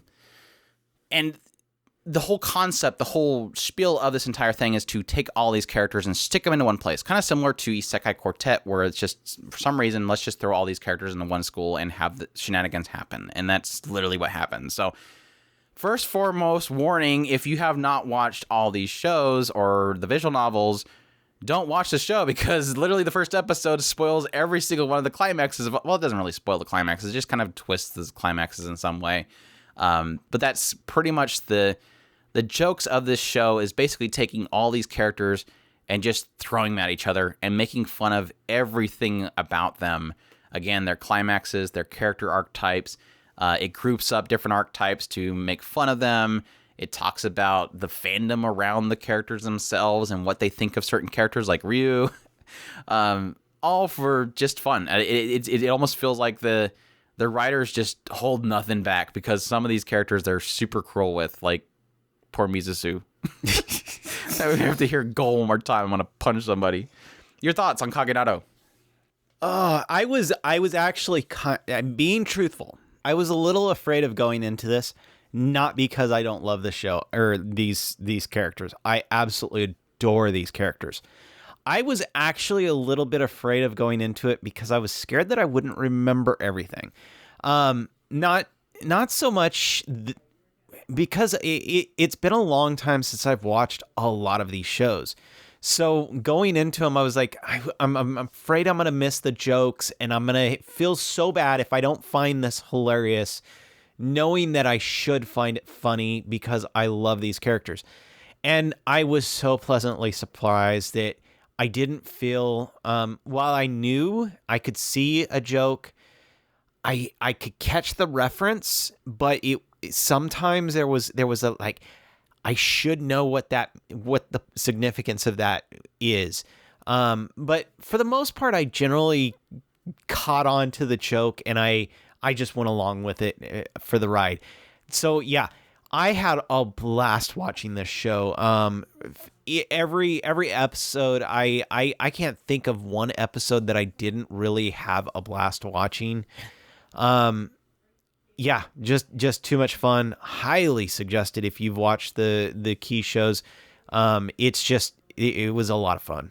Yeah, I think the only one that I really struggled with was the Rewrite characters, and I think that's really a fault of the fact that Rewrite, the anime adaptation, was technically like a spin-off story. So it didn't really. I don't think the Rewrite anime really did well enough to explain the characters. And so when there was character aspects for rewrite characters, I felt like I was a little lost. But other than that, like all these characters are so iconic that it's really easy to remember. Oh yeah, I remember that about that character. Obviously, that's what they're gonna do. And so I think that kind of helps the fact that obviously for those that love Key, you love the characters. They just do a phenomenal job with characters, and they all have quirks that you just love and attach to. And so yeah, when you see Kotomi appear with a violin, you know what's going to happen. When you see the mom from Kenon show up, you know she's got a jar of jam that she's going to have that people are going to be terrified of. And again, the whole aspect of how funny that is to really think of how bizarre they take that. The aspect that everybody's obsessed with Ricky's, like, I guess that technically makes sense because that was the whole point of Little Busters, was that everybody loved Ricky. Well, it was so hilarious to see everybody fighting over him. Like, they want them to leave because she wants to make out with Ricky.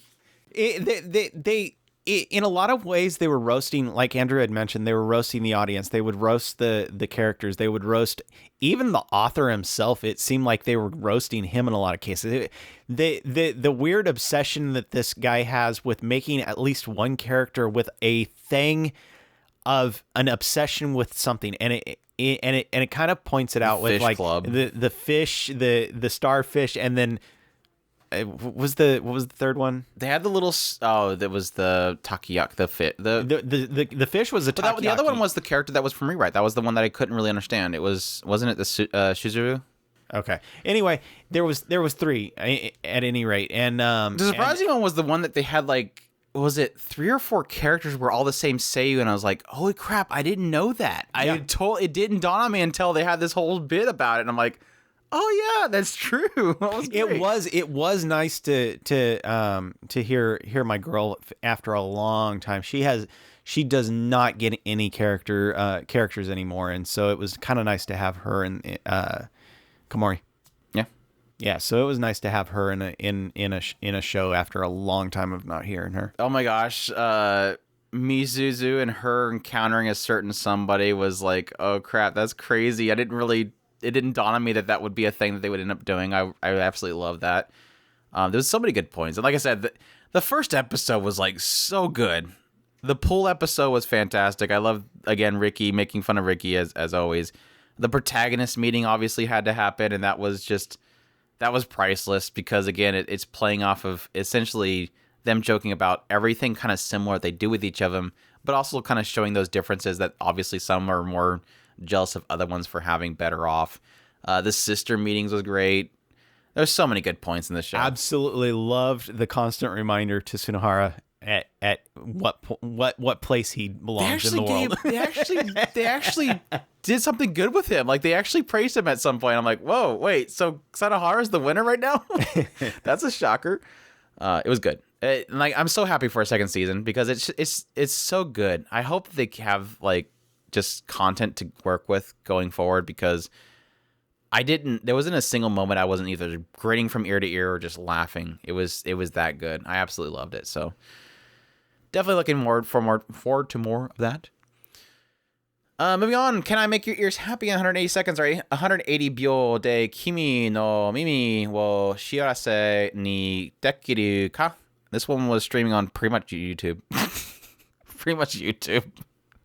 Nobody licensed it. Y'all suck. I was gonna be shouting from the tallest mountains, go get a subscription here just to watch the show, but nobody wanted it, so whatever. It was a 12-episode series that only had like 3 minutes and a half for each episode, very short. Done by Ekachi Epilka Indivision. I don't know what those places are, but they made something. It's an original slice of life. But anyways, this one essentially is the concept of ASMR. For those that aren't familiar with ASMR, it's this concept of kind of inducing sounds or kind of that really close nature in some cases of sounds and stuff in your ears that will eventually stimulate and cause an effect to your body, like a tingling in the back of your neck or whatever. And how typically people do that with a lot of channels and live streamers, they have microphones that will emulate the left ear and the right ear, and they'll record it in that way so that you can put on headphones and, again, experiencing almost that really closeness and intimacy that will trigger that reaction. And so the girls of this show, end up buying these dummy heads that have these microphones on each ear, and they do things to stimulate that effect. And the first girl's kind of doing it just to get the attention of a boy. Second girl's doing it because she read some weird book that said if you get an ASMR, you'll get friends. I don't know if maybe she just watched a live stream and said, oh, I can get friends this way. And then later on, it gets into the hands of a mother and a sister, and then eventually the boy that the first girl, I think, was trying to get with, I think his two sisters got a hold of one because one of them's into the brother. And then eventually, I think it was Shusui, the one that wanted friends. I think she ends up going to meet this host guy that ends up doing some stuff with that too. Yeah. It's weird. And that's exactly why I want to check it out. I thought it would be a really fun concept and very interesting concept. I love things like One Room where they experiment with storytelling and do something different that's sometimes very weird and sometimes creepy to some people, but I love it because it's different and it's weird. But yeah, I was definitely let down on the show. I was not happy with the show. I did watch it with earphones just so that I can get the full experience of it, and I think in so many ways they didn't execute on it very well. For one aspect, I feel like anything besides certain sound effects and direct speaking into ears wasn't utilizing the stereo microphones properly, so it felt like in often cases, even though the characters were talking in different areas, the stereo effect wasn't happening. And I felt like that was a missed opportunity because it didn't really feel like a full ASMR experience, I guess. If you're going to do ASMR, you would probably want to record the entire thing with the dummy mic, and it feels like it was only like half of the recording session was done that way. And so that was a huge letdown. The other huge letdown is, and it's not really the fault of the show or the creators, is obviously a big thing in Japan is ear cleaning. And so 99% of the stuff that they did was ear cleaning, so it was kind of just nothing but crunching noises in one ear or the other. So it was kind of like, okay, cool. I bet that's really cool in Japan. I don't like it. I don't get it. And I just don't think outside of that, they didn't really do anything storytelling wise to really kind of spice it up. Besides the sisters, they had some really goofy thing where one sister was like super yandere for the brother, and so she was talking about like using this toxin to kill and stop a relationship from happening. So it was kind of like, whoa, okay, we're doing that. What So that was kind of fun. That was kind of fun. Yeah. She's talking about like some lizard that has like some weird toxin, and she's like, do you know what that toxin is? I'll use that. It was great. I loved it. I have to go and watch this show just because of this. I think it's like episode 9. It's the only episode they're in too. That's what's frustrating. It's like, that was really great. Where are they at now? This was the most random thing that came out of this show. I'm like, wait, ASMR. Wait, yonder. What? Wait, whoa, wait, what? She's like, what will happen if our brother gets married? And she's like, do you know what this toxin is? It's from this one lizard. And if you use that toxin, and she's like going into like, do you know how many people disappear in a year in Japan? And it's like, oh my gosh, dude, what the hell is this girl talking about?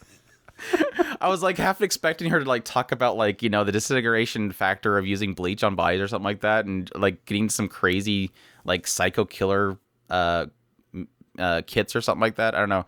You've just made this one particular episode. That one episode. It's the only good episode. Its watch count just flew up. Besides that episode, which I think was like the only really good episode, I did like the first episode that Hikari was in. I thought that was, again, one of the more interesting uses of the ASMR recording, and they utilizing a lot of like, ice into a jar or ice into a cup and stirring and all that kind of stuff. It was an interesting use of it, I guess. Everything outside of that's usually kind of, they get into baby role play. I'm not into that at all. So that one was a weird episode. Baby role play is not, there was actually 2 episodes of baby role play, and I'm like, no. I guess I should have expected it because you have the mama character come into the picture. Obviously they're going to do baby role play. I don't do that. The Ichiya's episode was all right. Jiro, which was the voice of the guy that does Ichiya from Fairy Tail.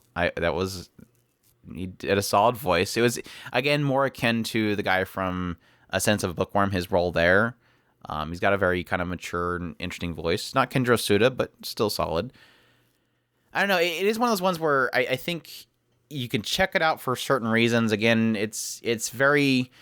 it's very obviously suggestive in a lot of cases. A lot of the cases when the girls blow into the ear, the microphone is, or the camera is from the perspective of the inside the ear, so it's obviously implying some certain hole that people like to put things in. It's obviously going for innuendos and erotic stuff. And that's typically what ASMR is, so let's not joke there. A lot of lotion squishing and that kind of stuff, which is obviously implying things, a lot of heavy breathing. So I don't know, it was a letdown in the end. I think it's going to be still a fun thing if you like if you're really big fans of certain seiyus, you might like a lot of these characters too. Like I mentioned before, the seiyu that did Kaguya from Kaguya's Love is War is technically in the show that you should probably check out if you're a super fan of hers. I know there's a lot of fans of her out there, but it was a letdown in the end. I think there was a lot of opportunities to do some interesting stuff, and I don't know, they just didn't really utilize a lot of that stuff well enough, so I was disappointed. But still weird, still fun in that regard, so can I make your ears happy in 180 seconds? Check it out if that's interesting to you. Moving on to our last one, we have 86, the second season. Again, it's only ran for 10 episodes because the last 2 episodes were so far delayed, they decided to delay it into oblivion. But even still, I thought it'd be good to get on here and kind of give our brief thoughts. It is kind of a difficult one to talk about just because this is technically the second season and quite a bit happens at the end of the first season, but for those that are unfamiliar with 86, this essentially is a series that takes place in a world where the most of the focus in the first season really centers around Magnolia, which is this empire that is pretty much sometime in its history was dealing with this thing called the Legion, which were these unmanned machines that were just wiping them out. And at some point, in order to protect itself, it decided to basically segregate itself off in a way so that 85 districts of this place is of people of Alba blood, which is a certain race. And anybody that's not Alba gets sent to the 86th district, where they essentially have to protect the 85. And they are thankless in that regard, because essentially everybody within the 85 districts believes that the war is being handled by unmanned machines, but the military themselves know that it's being controlled, or they're being protected by the people of the 86.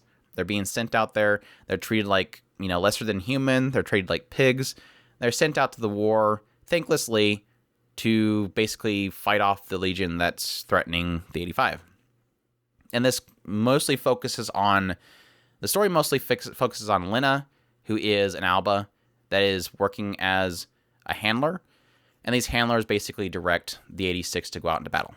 And Lena is, unlike most everybody else, actually does care for the people of the 86. She finds it unjust that they fight for them. But still, she's kind of in her ivory tower, basically talking about how she's upset about it. While on the other side, you get a lot of perspective of the 86, mostly focusing around Shin, who is leading this one group of the 86 as they go out to battle against the Legion. Over time, learning about things such as what the Legion are, how the Legions basically harvest the minds of people that fall on the battlefield, all that kind of stuff. The second season, the second part, I guess the best way to get into it without spoiling things too much is it really does expand the world, I think. Technically, it's in my thoughts on the season overall, is I really do feel like the second season does really well in expanding the world more than I thought it would. The biggest fear that I had coming into the second season was obviously a lot of people talking about how the first season adapted the first volume of 86, and that the writer had no plans to go past the first volume, and so thus anything past the first volume and onward, which would be the second season, is not good. And so I did have fears getting in the second season, like, whoa, crap, now everybody's saying that this, beyond the first volume sucks, so the second season is obviously going to suck. Don't agree at all. Now that I'm getting into the second season, I think it's doing great stuff. I love it so much. I don't feel like things have shifted. I feel like it's still great writing as it ever has been, and I really love the direction it's taking it, because it's kind of expanded the world a lot. It's really pushed out the borders a lot, showing us a lot of things that's going on outside of the San Magnolia, which I really do appreciate. The stuff that they're doing with a lot of the surrounding nations is really fantastic. Really love the stuff they're getting into there. And I think a lot of the conflict that's happening is as good as it's ever been. I think my only struggle that I've had so far is that with essentially two different stories being told, two very separated stories, a frustration that I get a lot as I'm watching this series is that sometimes I feel like I'm not getting enough of this side when this side is being told.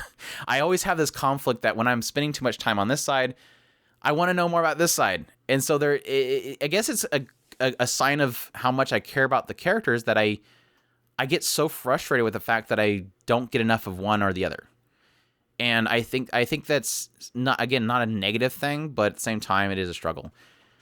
Visually, it's still keeping up to par. A lot of the combat sequences are fantastic. Really love a lot of the character development so far. I think the only thing that I'm really struggling with is, how do I say this again? I guess at this point, I probably should say soft spoilers for the second season, because I don't know how I can get into this stuff without really mentioning things. So if you have not watched the first season, you're struggling with not wanting to know about what happens at the season finale of the first season, which is definitely a big, huge turning point. I guess you'll have to stop listening at this point. But no, anyways, with that said, I'm struggling with Shin. I really think that the story... I think they spent like another good 2 episodes really trying to dig at him, and at this point I'm getting frustrated with his writing, because I think we spent way too much time so far really kind of playing him off as being the battle-hungry character, goes berserk a lot, and they're trying to do something with his character, and I understand what they're doing with the character, but at the same time I'm getting tired of it. Like I really do hope... grown. He's stuck. Yeah. And I wouldn't mind him being stuck if it weren't for the fact that it's too much stupid focus on it. So anyways, that was my frustration. I guess now that we're kind of in soft spoilers, I really love Frederica. I really wasn't sure what I was going to think of when they added her to the story, but I think she's a really good addition to the story that obviously Tama I fell in love with her really immediately. I didn't really... I mocked the fact that they added her to the story, and I love that the writer constantly keeps reminding me that, oh, by the way, I know what I'm doing. And I go, oh, okay, so you're going to explain that. Okay, so you know what you're doing. Between her and Lena, they're about the only 2 characters that have driven me through this show. Really have. I have not much cared. 86, you don't like Kurina? You don't like Kurina? You don't like Greth? Greth was fantastic. Seeing as how so I many don't good really characters. remember who... Oh, the girls Greth in is the 86. Rintasaka. Greth is Rintasaka. They're all right. They didn't really... I'm at this stuck point of I don't allow myself to much care for a lot of those characters, and they could hurt me with Lena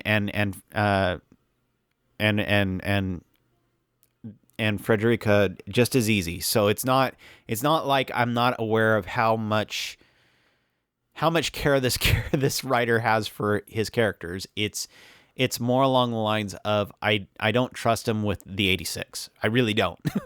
And the last episode pretty much proved me right on doing that. So and you know you don't see a death on the screen. I want to tell everybody right now. This is why I didn't want Chris to watch this show, because his only point is I don't like the fact that this character might die.